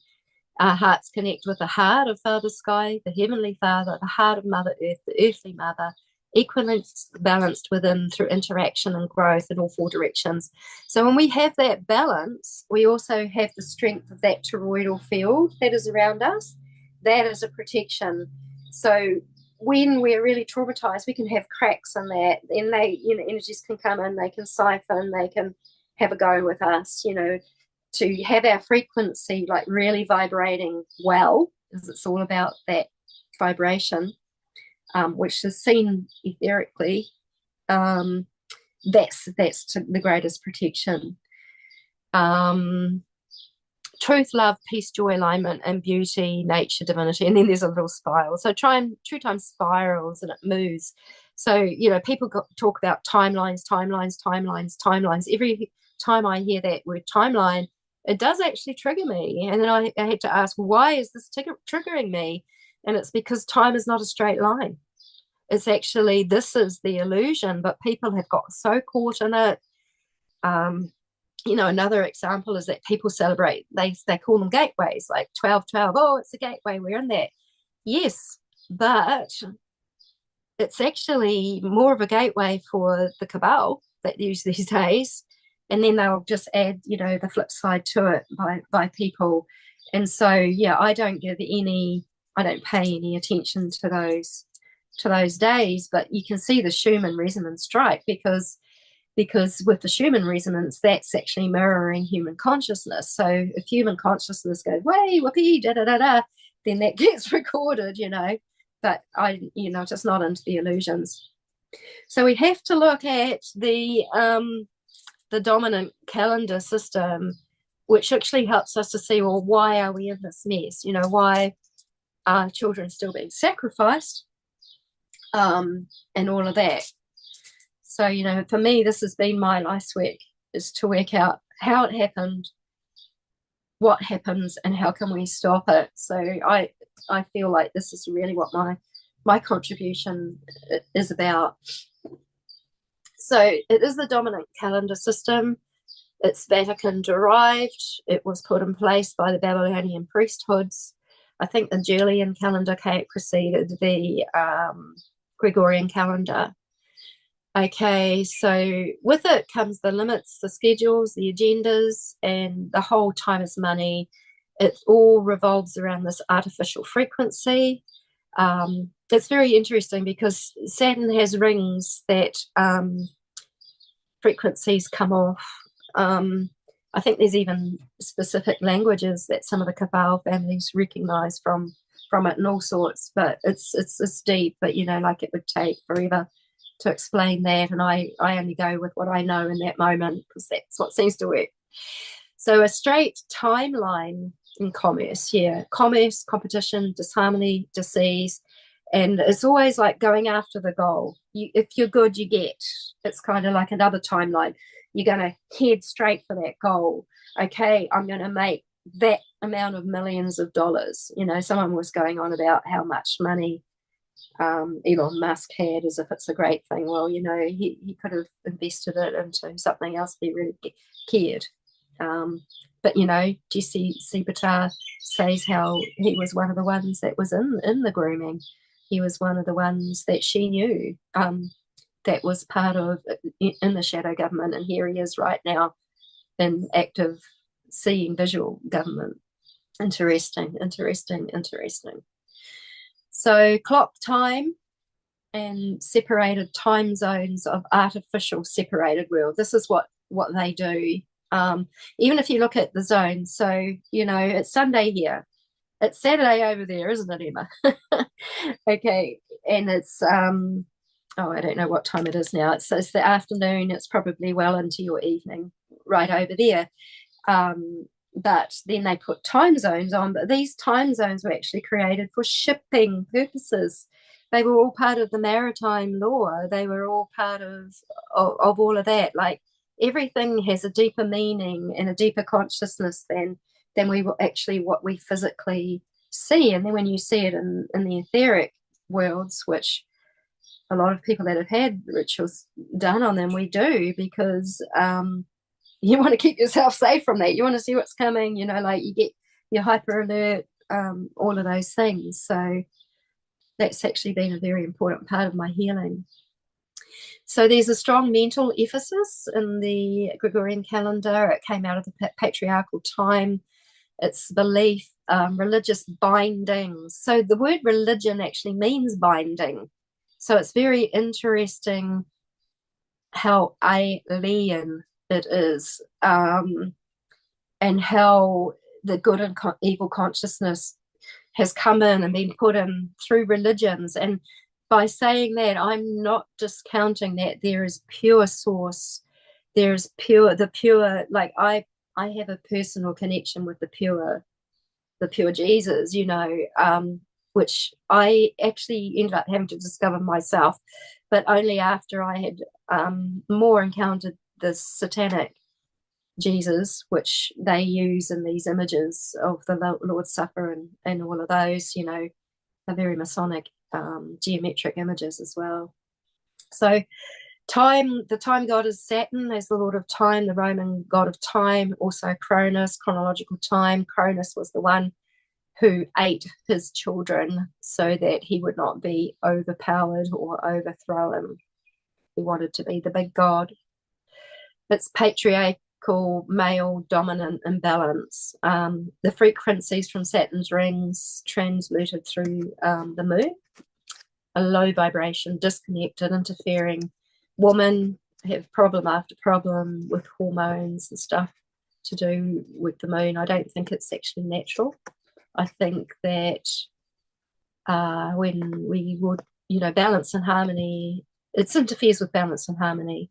And if we are fully balanced and harmony, then woman would experience the absolute beauty of being that balanced and harmonized woman, and not feeling like you want to kill something just before you get your period, things like this, because it just puts so much emotional damage on that. There's so many things I see that we can connect up, but the consciousness of this calendar is to cause competition, fighting for survival, fighting for money, belonging, to be. But what you have to do to survive, competing for resources. And resource, think of that word. I mean, it's to resource something. Okay, well, source. Source. They're always trying to put something in place of source, to replicate, to infiltrate. It's all in there because they don't have the pure connection, which is the pure connection with those the amazing light that comes from the sun. The dominant Western religion and source of the Wetico disease. I think the Native American people talk about the Wetico disease as a soul-consuming disease, a cannibalistic disease. And, the roads lead back to the Roman Catholic Church. Dr. Carl Kellerman discovered that the Bible was actually written from the Sumerian tablets, and they only used the one jealous God, that Saturn is the vengeful, punitive, controlling God. It's specifically evident through the Old Testament. And when I was a pastor's wife, I just could not reconcile the Old Testament. I was like, where's the love? I'm sorry, but we're talking about people going out sodomizing, proving my God's better than your God, killing whole towns, sacrificing and taking firstborns, and I'm just like, what? I could never reconcile the Old Testament at all. And now I understand more, but I still had this very pure desire to be really connected with the true source. So Saturn, Lucifer was masquerading as that true source, and has still got many people trapped. And again, it comes down to intention. When I was a pastor's wife, there were like two different types of people within that church. First of all, I wasn't allowed to do talks because I was a woman. And then they went, oh, we better get with that. We're like, oh, it's an equal. Women need to do talks. Oh, you're the pastor's wife. You better start doing some sermons. And so, oh, okay. So anyway, I started to talk about love because that was the thing, and I started to talk about, like, how do we really reach out? How do we really love? Like, how do we reach all these people that are being neglected in society?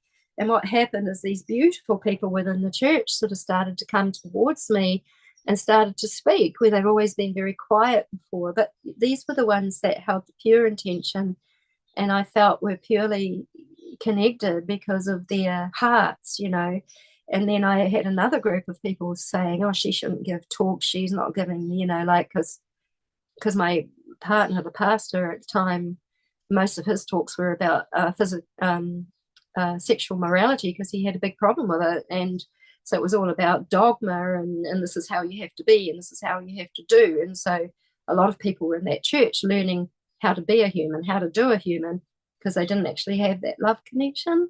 So it all comes back down to our love connection. No matter what we believe, no matter what we know, it always comes back to that. And so it doesn't make anyone right or wrong. It makes us people having an experience and finding our way in a life, which makes us all equally valuable, and no one better or worse than anybody else. Yeah. So there was the removal of like I mean, I wrote this a year ago. I might not call it the Mother God source now. I just see this as the beautiful creation, which is our mother, nature. I love her. She has a heart. She has a sentience, which I've been very connected with. I was also connected with a part of her, which was the hostile part, which was taken over for a while, and that was coming through me with the Mother of Darkness program. That's gone, that's gone, and that was my streak. That was a little bit vicious at times, which now I understand. I have full compassion. This is how I learned self-love, actually, was to have compassion on the little younger versions of me that went through such horrors, because I was the only one who could scoop up that little girl and say, that wasn't right, that should never have happened to you, and I'm going to keep you safe forevermore. That's where I got self-love from.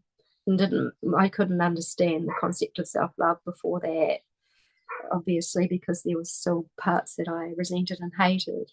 But now I don't. I love all those little versions of me that went through all of that. It was I just feel emotional and teary for her. But that's what self-love really is. And if anyone struggles with self-love, just think of some of the terrible things that happened when you were little. Pull yourself up, hold yourself, love that part of yourself that got so terribly hurt, and promise that you'll never let that happen, because there's many parts. Parts therapy has been an amazing thing. Yes, I integrate them all into one, but there's many parts of us that are extremely wise and knowledgeable as well as the ones that have been hurt and deceived.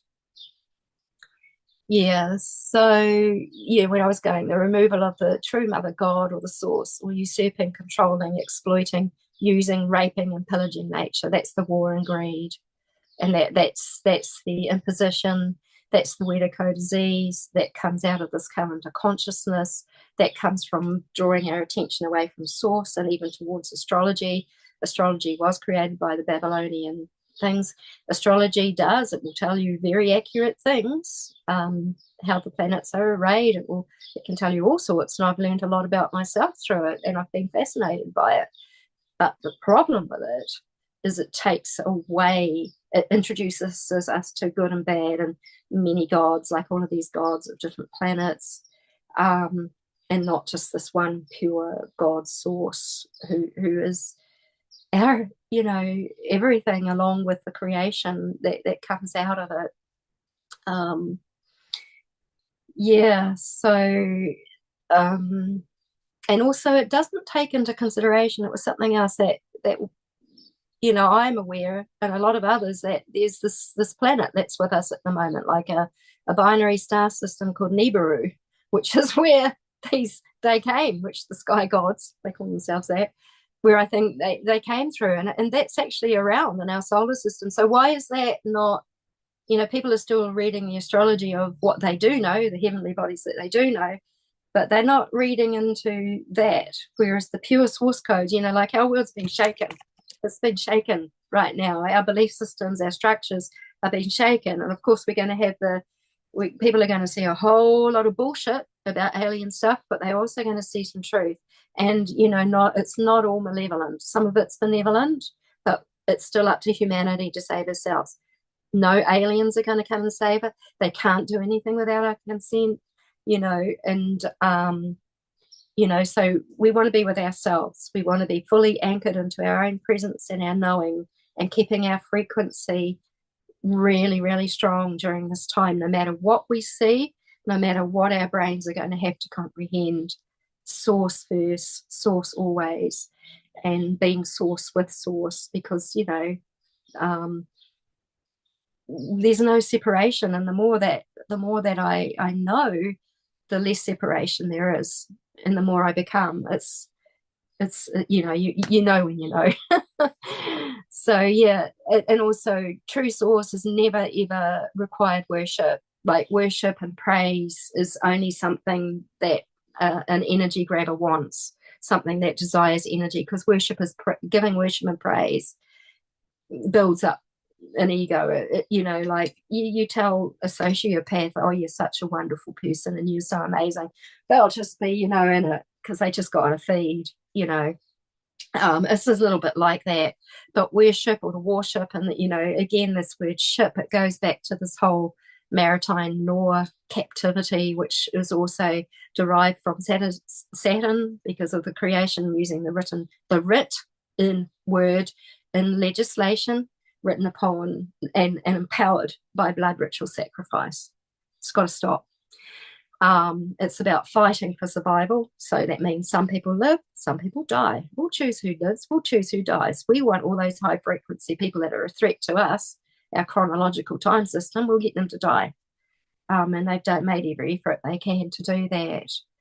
And I'm just so grateful to the miracles of the survivors that are out and speaking, because every single one is a walking miracle. To be alive, to be able to tell this, and to be able to be so strong and so loving and so wanting this to stop, that they still put their lives on the line even more to disclose what needs to be disclosed. That is the most valiant act of love, I believe.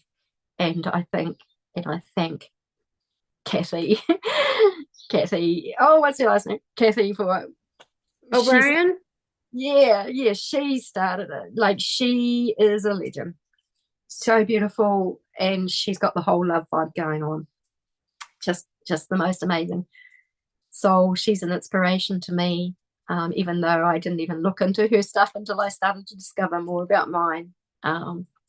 Yeah, but people like her give me a lot of hope, that purity of love. So power gained through replication of natural patterns and Mayan structures that serve time, natural traditions, and record keeping. If you look at an outline of the Vatican, it's very similar to outlines of the Mayan technology. Geometric structures, our thinking changes with things are sort of subliminal. So the straight lines came in with pyramid structures, and thinking actually changed. I personally believe that the pyramids were spaceships dropped in, and that they are devices. That's my take on it.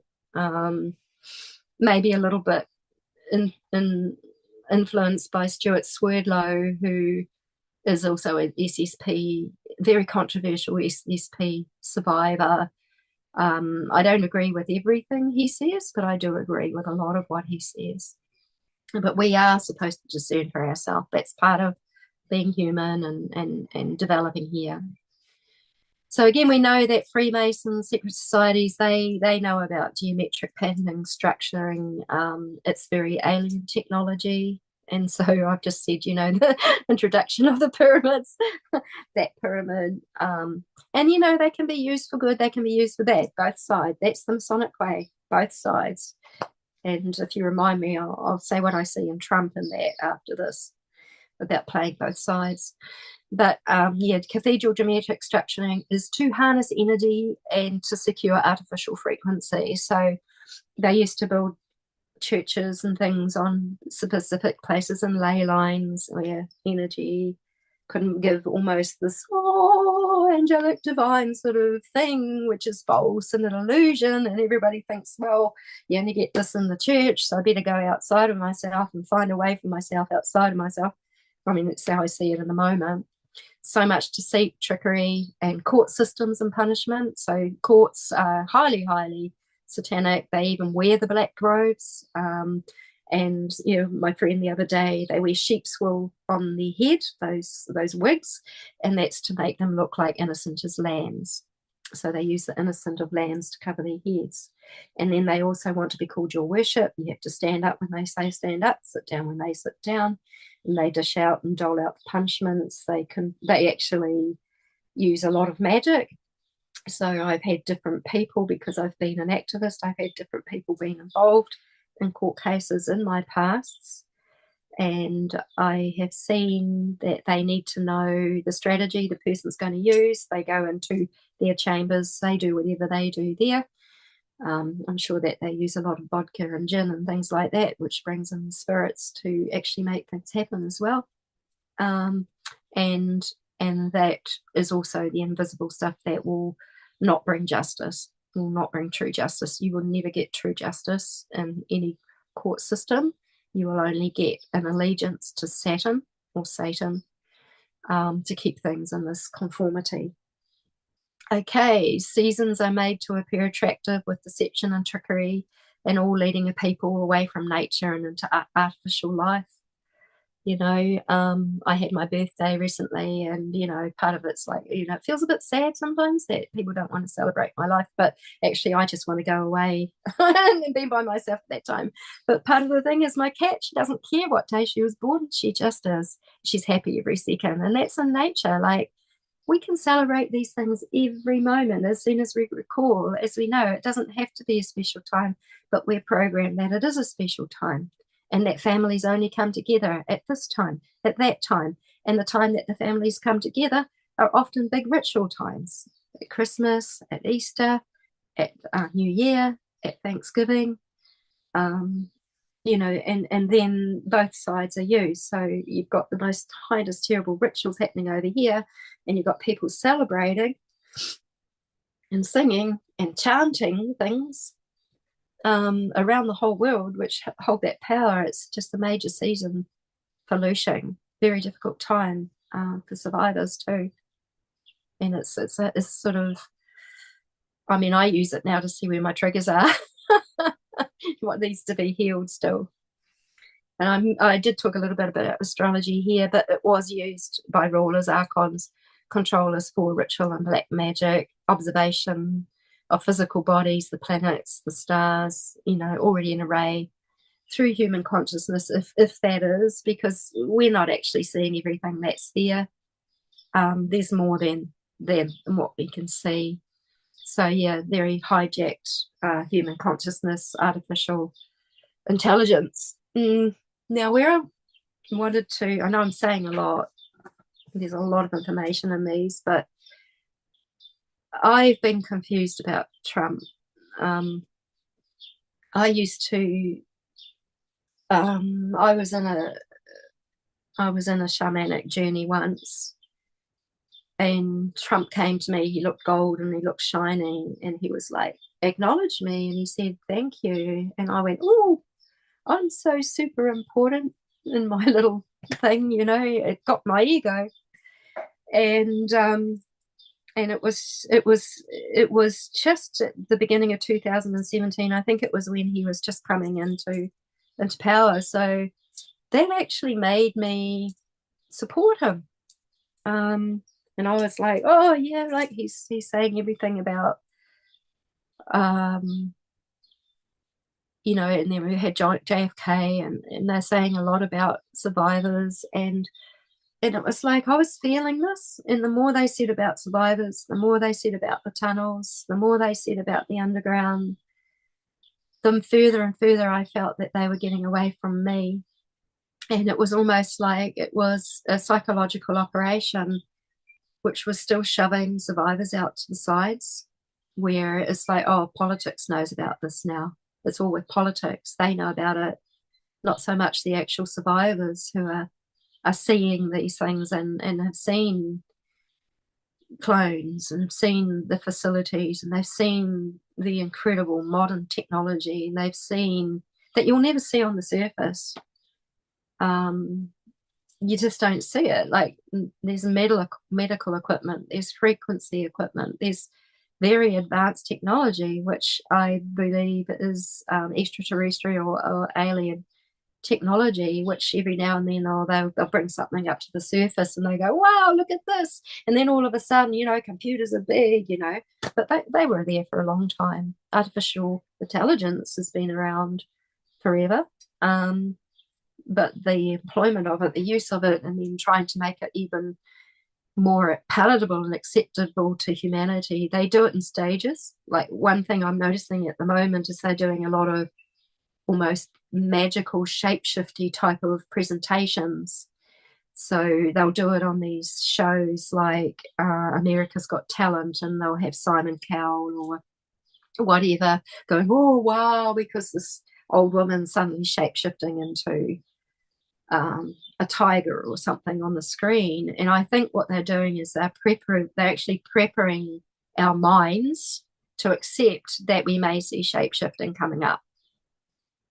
So I feel like with the whole UFO phenomenon, all of that, they still like all out in space. And yes, things are happening from space, but I believe more is happening from inside the earth than even what's above. And I think while we're all busy looking up, well, why aren't we busy looking down as well? Because that's where I feel a lot of it comes from. And so what I notice is that Trump can portray the lightest of the light, but I do actually see that he's playing the darkest of the dark in what I see, and the technology that he's using. And his real allegiance to Israel, quite frightening. Like it's really obvious to me. And also to have, it's almost like, well, now we've got Elon Musk and he's the father of brain implants, and you could just be happy, it's like the Klaus, you could have this brain implant and don't worry, you'll have access to everything, you'll know everything, you'll just be happy, but you'll be God. And they don't say, well, we actually will guide you, and then if you wake up and you don't comply, we can just not blot you out in that instant.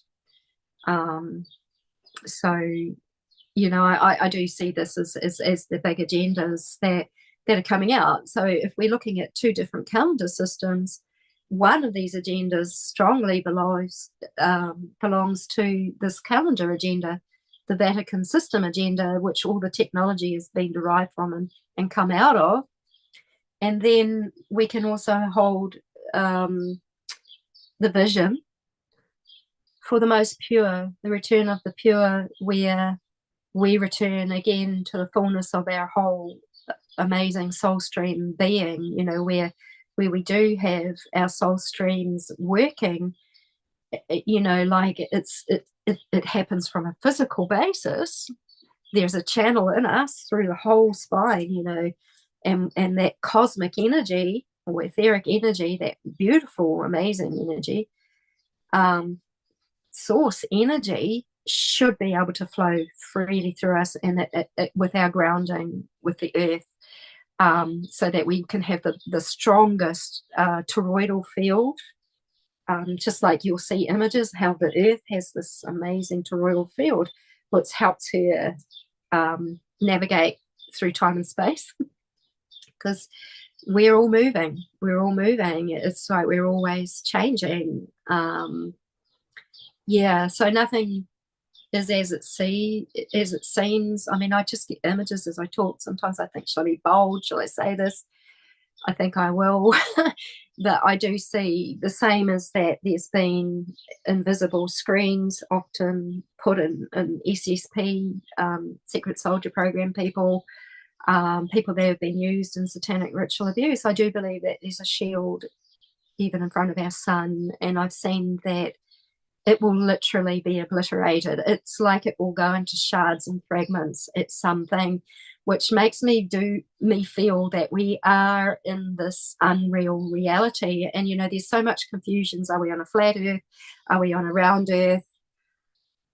My feeling, and I'm not saying it's true, but I just keep seeing that we're actually somewhere inside the earth, and the sun is the portal that's still coming out, which is the source connection. But we've been so held in this place, it's almost like we've been in a quarantine universe. And I know now, with the releasing of the energies that come off of me, some of those they get all returned to source, and it's like the source incinerates them, but it's like they go off into another universe. And so this is how I think we can have the splitting of the paradigms, where we have the people that will rise and will be able to come back to their full soul potential, which we can do from the basis of being a human being. And that we will find balance and harmony, and these ways where peace and everything will be maintained. But that's also because we know what we've had to transcend to do that. And we will not, with our consciousness, we will be so dedicated to keeping our frequency out there for this not to happen again, to love and protect our children, love and protect nature, love and protect the animals. And that is the choice. I'm not saying that people have to start strictly following a calendar, because you can actually access all of this from within inside the self. It's really about our connection with source. That's the foundation. The mind calendar is what brought me back, or stopped me to veer away from the beauty, especially after the religious experiences I'd had, and remembering the terrible satanic religious things, which reminds me again of another ritual, where there was the checkerboard on the floor, and, I was bleeding, and I was placed in a position of submission. I could almost literally see the two trumps on the stairs, the one that was dressed in the dark and the one with the charismatic glow. If I go to the one with the charismatic glow, I'm caught in the system. If I go to the one in the dark and the pits of hell, I'm caught in the system. So we have to come back to the pure observation of the self as I see it, know what frequency is. Frequency does not judge good or bad. It will go, oh, that vibration's small. I can transcend that. I can transform it, because that's energy. And so I'm going to infuse love into this situation. I'm going to allow myself to express out all the emotional charge that came with that situation, whether it's with smacking the baseball bat on the bed, thrashing the pillows, screaming it out, whatever it is, until I release that emotional charge and detach. Because anything that we have an emotional charge with, anything that creates hostile thoughts within us, we're attached. And that's sort of like that's kind of like a quantum dynamic attachment. Okay, connection is something different. Attachment is almost like there's cords, and energy can flow, through those cords. When we're connected, there's full liberation, unconditional flow and movement. So yeah, that's really how I'm seeing that. And that's quite a bit to digest for people who may be hearing this for the first time. Um, yeah, and we all discern and we all make up our own minds. My way of being, I believe it can be very inclusive. Like we're all going to believe different things and know different ways, but even within that, there's this connection. And that's, I'd rather go to what connects us. Where do we unify? How can we harmonize? And how can we balance? Than what separates us, what divides us, because that's just the old paradigm. It's all about separation, compartmentalization. You know, it's just like the checkerboard. One checker is white, one checker is black. Okay, so I might have compartmentalized a really amazing experience over here, which was just like, felt like it was just the most light, incredible experience, but it might have been a totally big illusion. And then I'm going to compartmentalize this terror and this terrible thing over here. Like it just happens. Like the thing is that these extraterrestrials, these aliens, they are incredibly psychic. They know everything there is to know about the brains. So it's psychological operations that they've gone through because they need consent for everything. And where they haven't consented, but it's been discovered, they get burnt because of the breaking universal code and the way the quantum dynamic of how everything is, of cause and effect.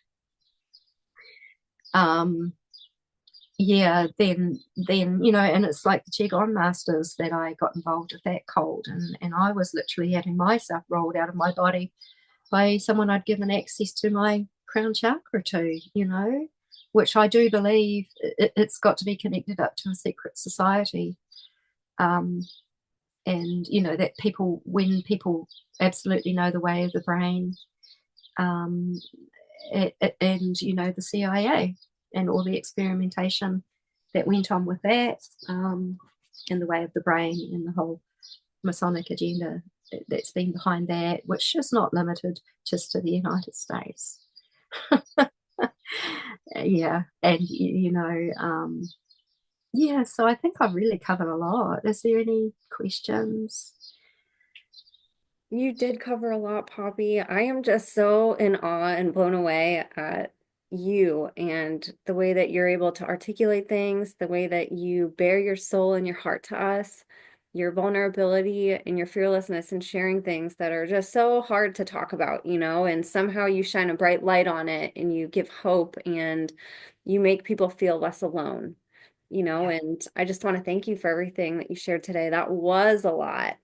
I almost feel like we should do a part two, honestly, because I have a lot of questions and I have a feeling a lot of people do. But one of the things that I did want to ask was, what are your thoughts on people and their confusion on aliens and demons and Yeah. that dichotomy? Because that's kind of a big topic too, to tie into what you were talking about with this technology, with some of the, you know, the spiritual stuff coming to the surface, Yeah. but also just people speculating. So I wanted to get your thoughts on that. Yeah, well, they are distinctly different. And I think it's really important that we do know the difference between the two.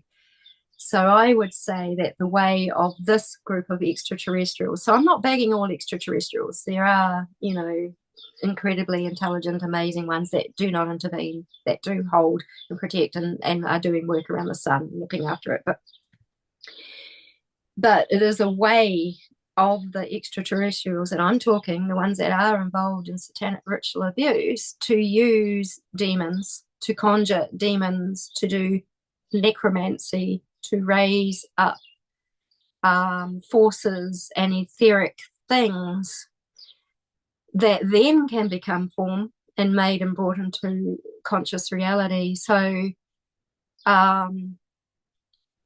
you know, there's been a distinction between you're an angel, you're a demon, and all of that sort of stuff. It's like, the thing is, if you look at the whole destiny swapping thing, you know, I can be made to look like a demon, yet I really do feel and know in myself that I'm actually pure soul. I'm a very pure soul, and I will claim that and say that now. My esteem's come up enough to do that. Um, so, and they can turn that around, um, and they can put that, they can cast that shadow onto a human being, which was their own shadow. So this is actually like using that, would I would say would be an example of using demonic forces, but the ones that are carrying out the rituals, the ones that are creating the clones, I don't know, maybe even some of the clones, I don't know exactly. I would say that's more the extraterrestrials, like through the monarch families, um, through some of the biggest controllers on the earth. I mean, I quickly looked at Joe Rogan, and I don't trust Joe Rogan one bit either. I think he's used, but he was interviewing Trump. And Trump, he just says it all in a word, like I catch it. Oh, he goes, oh, yeah, Elon Musk is out of this world. I mean, he was dropping something. He was dropping something when he said Elon Musk is out of this world. I mean, can we be, they've used all the genetic experiences, they've done a lot of genetic experimentation. They have been making human beings into like greys almost by taking their souls and extracting them. And apparently now sometimes people are even born soulless. Like, does that mean that they are like a grey in a sense underneath it all, behind, or some other extraterrestrial? I don't know all the answers to that, but those are the things that are sort of starting to come into my consciousness that I'm seeing that are worth looking at. But yeah, and I think people have said, oh no, people that have survived satanic ritual abuse, they don't know what they see down there. They're all drugged there. And yeah, you are drugged, and it is very confusing. It's absolutely confusing. But I think that images just get mapped out on the brain. And this is how people like Kathy O'Brien can have like a photographic memory, because the imprint is so shocking. Like I remember being thrown over the bonnet of a car on my bicycle. I remember every single thing because it was a traumatic moment. It was like time slowed down, and I could remember that whole moment and that whole sensation. Like everything was slowed down, like hitting the ground, it hitting my hip, my hand going like this across the thing. It was all like in slow motion. So trauma slows down time. So time again, there's illusions, because when we get back into this balance and harmony, we're in this now, we're in this timelessness. And what they're saying is that the higher dimensions, which I believe we live on all dimensions, and maybe even our chakra system reflects that we are a multidimensional being, and we remember that, and how we can make a way for ourselves is that we can actually we can see a threat before it happens and stop it before it happens. I have prayers. I see magic that's about to be done on me. Sometimes I have prayer to eliminate it straight away. So that's an example. Because yeah, I still feel it. I'm still hyper alert. I'm still hyper aware. I really don't want to be anymore. You get tired. But the whole thing about time is that they can manipulate time, like people like Trump, and I will pick on him, is manipulating time even for the monetary systems. Like, it's actually AI technology, since it all went into that Federal Reserve. Now I'm seeing that the whole commerce system is an artificial intelligence system. And they manipulate that. They can hop onto the energy of high vibrating beings and almost ride up to the higher dimensions and do things and take and pick, because they can't actually, their vibration on their own isn't enough for that. They rely on the energy of um, of pure souls, and so many of those pure souls we'll never see. They're gone. They got used. They got gone. And this is the time for true justice to prevail, which will never happen in the court systems. Yeah, they took over the whole way of doing the judgment, the whole way of controlling the human, the whole hijacking of the whole mind, everything. So yeah, it's a huge, big picture. But I do feel that we have to see this huge, big picture. I mean, it goes beyond this universe. There's multi-universes. There's primordial beginnings, if there is such a thing. Like, I don't even know. I don't know. Everything's a miracle, but let's allow some things to just be miracles that we don't know. Don't have to know everything. Let's explore. This is what we're here to do, to learn and grow. 100%. And something else that I wanted to ask you, kind of along the lines of this artificial intelligence, the UAP is this different thing. You had mentioned the secret space program as well as seeing sort of like this shuttle thing underground. And I wanted to get, you can disclose or not as much as you want, but really the point that I want to make here and for you to maybe share, I see like the UAP movement, the alien movement, the UFO movement, it's very separate from the survivor movement. And Yes. I feel like it goes together and they're keeping it apart on purpose, almost like that Masonic duality that you're talking about. They're separating things and creating like this kind of dichotomy where they're keeping the puzzle pieces apart and people are gravitating towards one or the other and they're keeping it separate. Mm-hmm. And I wanted to sort of hear your perspective on how these things actually go together. Because survivors are not being brought into this conversation, and I don't know why, because you guys are Oh, the ones watching. purposefully. It's huge. They, Like that's a yeah, huge they're part of almost MK Ultra. like trying to take the emphasis off. Like part of like it might be a little bit naive, but part of this thing was when Trump got in, I thought, yay, we've got white hats. They're gonna come and help me now. They're gonna see that I'm a survivor. I need some help. Of course, it didn't happen. Okay, it would never happen. And yeah, and the way they talk about it, they it's almost like, get out, you dirty filthy survivor, you're just ruining our story. And it's what it feels like to me, because what we're seeing is a much bigger picture. And I think they also use the secret space program for their missions. I know I have recall of being used to shapeshift and assassinate. Now, that is something I would never choose to do.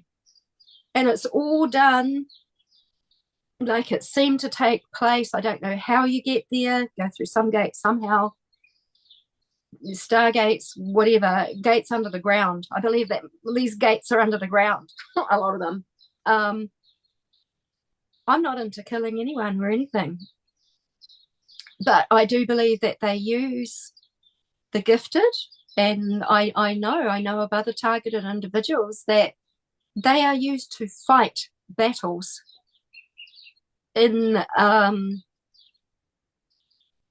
it's almost like it's in a mental realm, but it's more than that. It's like it's literally happening somewhere, and in that you can slip through cracks. But I do believe that some people get killed, and I don't think they want people to know that it's another secret society.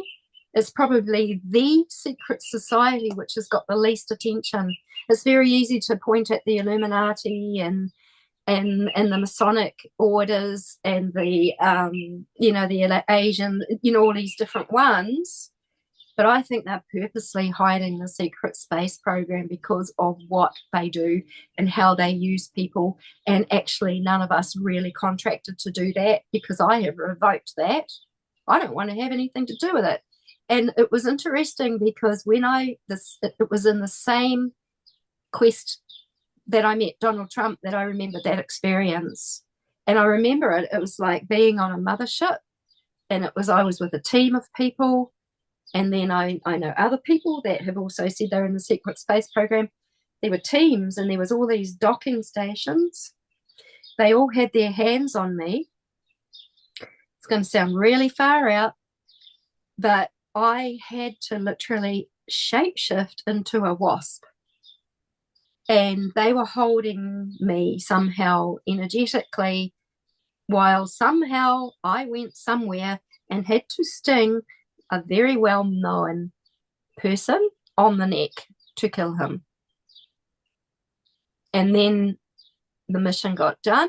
I mean, I felt my consciousness change. I felt the vibration of being a wasp. It was really, really jittery. And I still get that sensation when I see these wasps, I'll get this feeling. And it's just, oh, yeah, like, whoa. It's an awful and quite a shocking, horrible thing. And, so when I came back from that mission, my whole team were there and they all had their hands energy. It was like giving Reiki.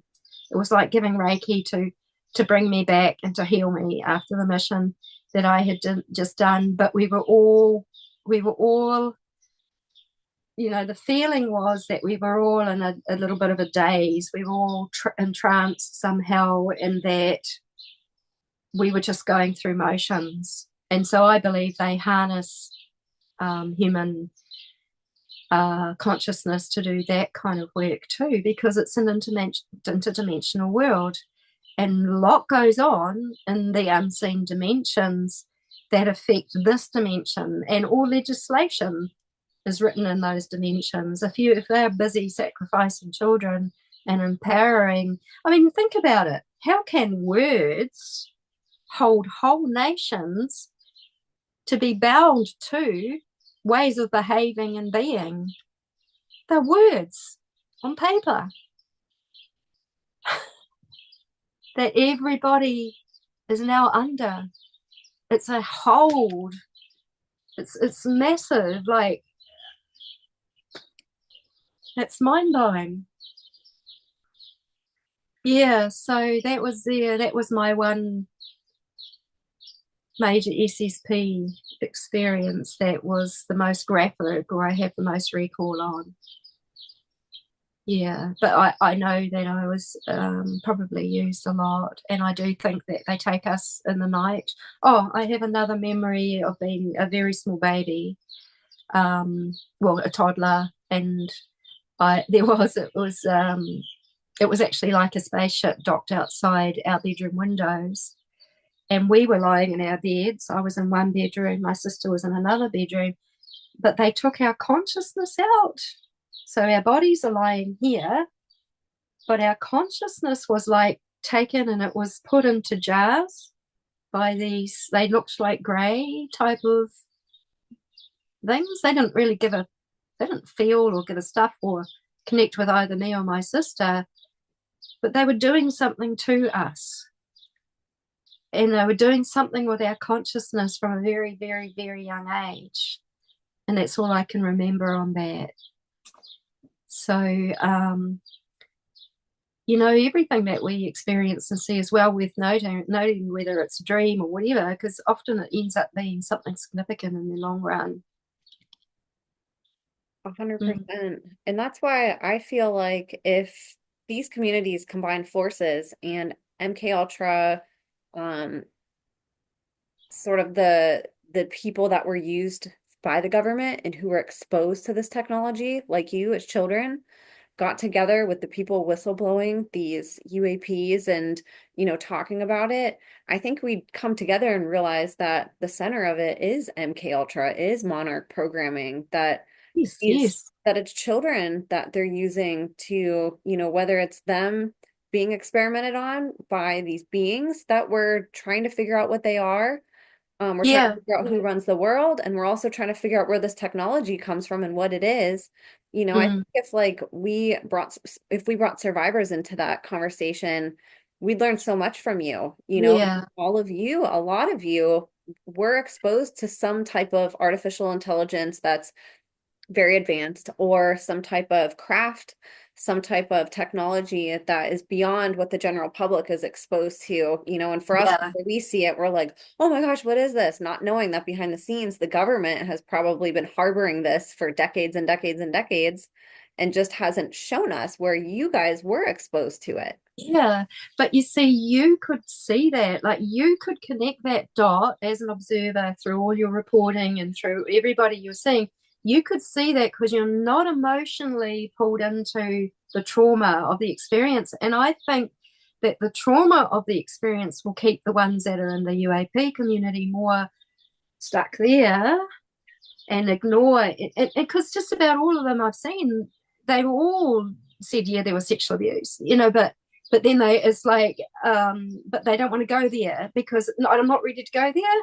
Like, okay, I was handling the sexual abuse part of it, but I wasn't ready to go to the UAP part. No, no, don't, like I wasn't ready. And I remember when you asked me that question, I observed myself. When you asked the question, my observer was watching, and my user was, why did you flip around when she asked the question? And it was like I had to be really honest with myself, and it was part of my healing that you answered the question. It's because I was afraid. I was afraid of the events that had happened. I was afraid what I could see, and my mind couldn't make sense of it. I was going to be ridiculed. I was going to be called more psychotic than I'm already been called. I've had borderline personality, comorbid. I've had all of these psychiatric disorders pinned on me. And even like I know that my family have been intervening, and I'm feeling them. My sister is she's a nurse that can prescribe. I feel pretty confident that she's looked at my medical records and they all have to say, no, we have to keep this all under wraps. Yes, look, she's got mental illnesses, she is making all of this up, and she shouldn't look at those records, but I feel like she has, but I may, I'm not saying, and it can't be proved, so she's safe, I'm safe, um that will keep, to make me look like a mental illness, drug induced psychosis, no, sorry, none of that happened, it's all making it up. Whereas like Kathy O'Brien and everything's saying she's saying use, I saw that something she said the other day about the use of cannabis, and break down the programming, absolutely break down the programming. I use it with it's a sacred medicine to me. I use that medicine with respect. I connect with the plants. I connect with nature. Like, to me, all nature is sacred. I'm not into getting kicks. It's just far out. People. That's the result of people getting kicks in my life is not that beautiful. Yeah, yeah. But also, I'm grateful for how it can help me look at a situation and as observer, so that then I can handle the emotional back, the emotional catch up that comes after I've seen, and I'm like, wow, because rage is hidden in the body. Like, it's no wonder that I've been so close to death so many times, because most people don't survive this, even what happens in the body. Yeah, yeah. So Thank you for if you sharing find that. my You're making people feel less crazy. I know it might feel crazy, but I think you're right. I think people also in the UAP community are afraid of that same thing, that if they say, hey, was I experimented on by the government as a child and used for these different things, and I was programmed and I was abused, that they feel like that would make them sound crazy and less credible because they've gained credibility talking about the UAPs. And then yes, yes, survivors feel like, oh my gosh, my abuse is going to be discredited if I start talking about aliens. People are going to think I'm crazy. But these yeah, things yeah, really go together. Like, it's all being hmm, proliferated under our government's arm. They're controlling yeah, technology and they're controlling the slave system of MK Ultra. And they're yeah, putting them together because they're both highly compartmentalized yeah, abuse systems, basically. And like you said, secret societies that are kept under wraps. And because they want them separate, because at the root of it, it's going to be child abuse, like they mhm, don't want that getting out. They want to keep it no. separate. Well, they don't want their food supply to diminish. It's just so sick. Yeah, 100%. Yes. So thank you for yeah, sharing. You gave a voice to a lot of people, and there's more and more survivors getting more confident to share this. And I think Yeah. the more we do share, the more we can connect that and realize it's not crazy at all. Of course, the government has No. MK slaves, and of course, they have technology that is advanced, and of course, they're using these things together. Like they go Yeah. hand in hand. It's not, and I think when we do that, we sort of take the conspiracy out of it and we can Mm. realize that, sure, there might be stuff, like you said, from other planets. There might be other Mm. beings that we're communicating with that are coming here. There might be craft that is not from Earth. But Yep.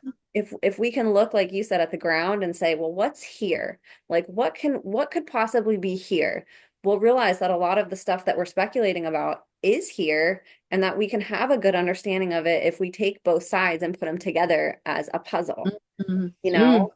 know? Yeah, yeah. So look, I really, really value your position. We need people like you and the beautiful woman who is doing all the work with natural law from Canada and defending survivors so beautifully, because you both do, because you're also coming from this observation and the true heart care that isn't stuck in the trauma that a lot of us have got, because that trauma still is like an overlay that can block us. So yeah, I was kind of hoping, yeah, that someone would give you an interview, but then I can see that this man, he has an incredible amount of credibility, and he's been very wise in the way that he has shared and what he's got out there because of the way he's done it. And maybe if he did bring in that other aspect, people might not give him that much credibility anymore. They're going to say, well, you're just all, you can't get away with that level of abuse without it affecting our mental health. There's no way. Our mental health, physical health, every aspect of our being, it's going to affect. So to put it all back together and to integrate and to bring all our parts into one is a miracle. And it can't be done without sources, is it? Um, and in my journey with you, has also caused me to come closer and closer and closer back to that source and to ask the really strong questions for me, and what happened in my life. And also that you always acknowledged me and that you never singled me out for not holding a similar faith to a lot of people that might watch what you have, and that's great. And that doesn't come in there, but we can all share from where we are as souls. Because when we really love, that's our motivation. That's what we're doing this for. And this is the glue. This is well, actually, we don't want to say glue because that's attachment. It's the connection. It's the connection. That we hold each other in this beautiful space of love. And like, I see you sometimes going through a hard time, and I'll just put out a prayer, and then I know that you're praying for me. And I've got these little prayers that I go out for this person, that person. I think just about everyone that comes on your show, I have a prayer for them, because it is, it's a energy in motion that really is building and building and building this way ahead, that we could actually have beautiful life. We could have beautiful realities. And that's what I live here. That's why I'm here. That's what I'm about. And watching you blossom, watching you from the first Mm. episode we did, not even that long ago. Some people have been talking about for decades, and you don't see, like, you see that transformation that you've had in like a year, Mm. in, Yeah. 20 years. You have had such an accelerated progress that we've been able to witness through your interviews. Mm.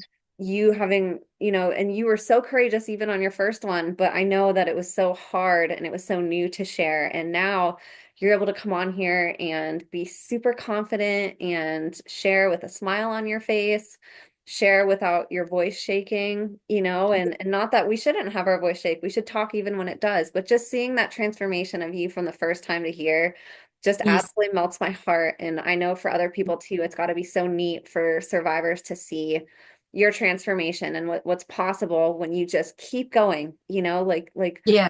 you've had everything come in your way to stop you, and you've never let it win. You've never submitted to it. You've always just, how you were saying, fuck you. Yeah. Like, Yeah. you're Yeah. Fuck you is one of the best terms that not there gonna is. get me down. Yeah, you just Yeah, it's you a healthy overcome one. everything. And I think the more we say fuck you to all these obstacles that get in our path, the more we realize like how powerless some of this stuff is. These people think that they have all the power, but they don't. Like we No. can, like we have so much power. We have it, and you have Yeah. taken yours back, and you're helping other people do the same. Yeah. Not be And shamed. and and those powers want us to fight them. They want us to be at war with them. And we're like, well, fuck you. I'm just going to eliminate you. You know, like you encroached here on my field. You broke the universal code. You know, now you've got to suffer the consequences. You've been seen. Source, thank you for dealing with that. Yes, Lots of people are doing that, and the whole field is clearing away, absolutely. Yes. making a better way for everybody, taking the weight off. Yeah. And so it's just such a joy. Literally, it's a poppy joy that needs to just be a thing. We need to replace the word joy with poppy joy. It is just such a joy watching you grow and watching you, find your voice and your purpose and your mission and become aligned with what you're here to do, and to acknowledge that.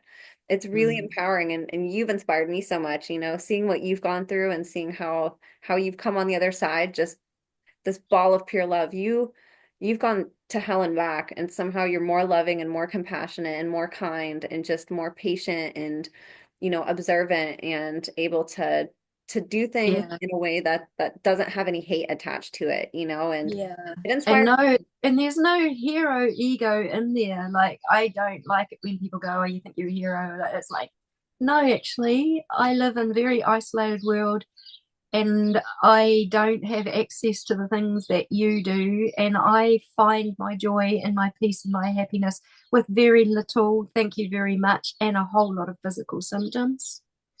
So, let's get let's, just put some reality into all of this.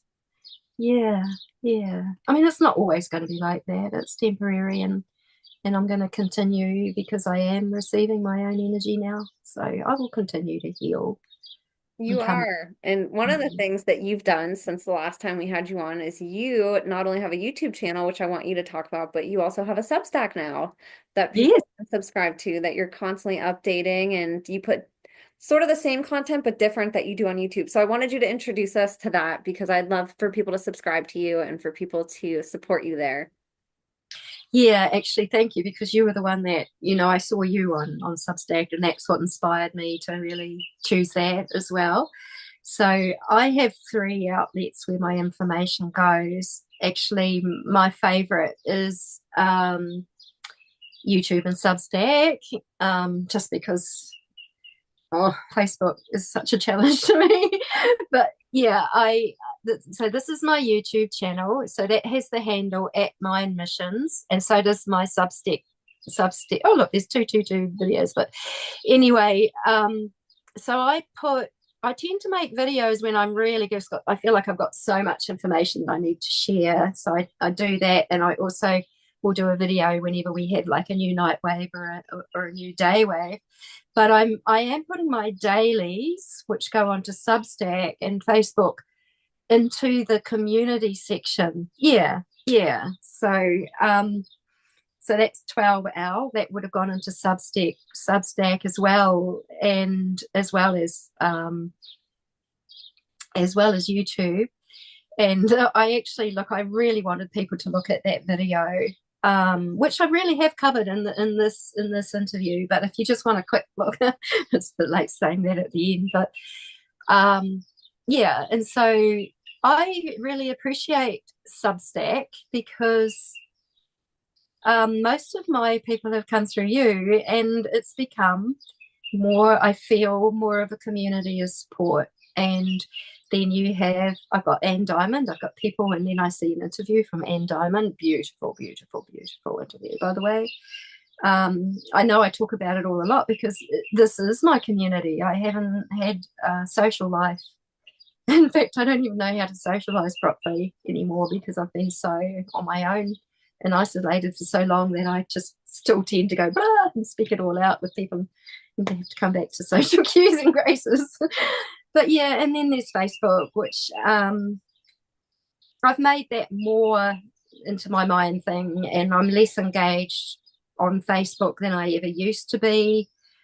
But Facebook's a very good way to monitor what people are thinking, what's going on, and what's happening, and just seeing what gets publicly advertised, like all of these Simon Cowell freaking out at shape-shifting type stuff, and you kind of see the agendas that are coming up through that kind of thing, and all the talk of the drones, which aren't drones, and also there are just one or two people on there whose research I value, but everything has to be confirmed to me within my unified field as to whether it's correct or not, and I'm always open for correction, and people are welcome to give me their views or whatever, and I'll tend to look at it if it's done in a mature way, and if not, I might just ignore it. Yeah. Yeah. Yeah, so I've been doing more daily, and it was interesting because I really felt that I needed to prove that I was of sound mind after I had the psychiatric encounter. And I thought, right, fuck you. I'm going to show you that I'm of sound mind and that this comes from actual sound research. This isn't just coming off some kind of like woo-woo channeled message. I don't channel, by the way.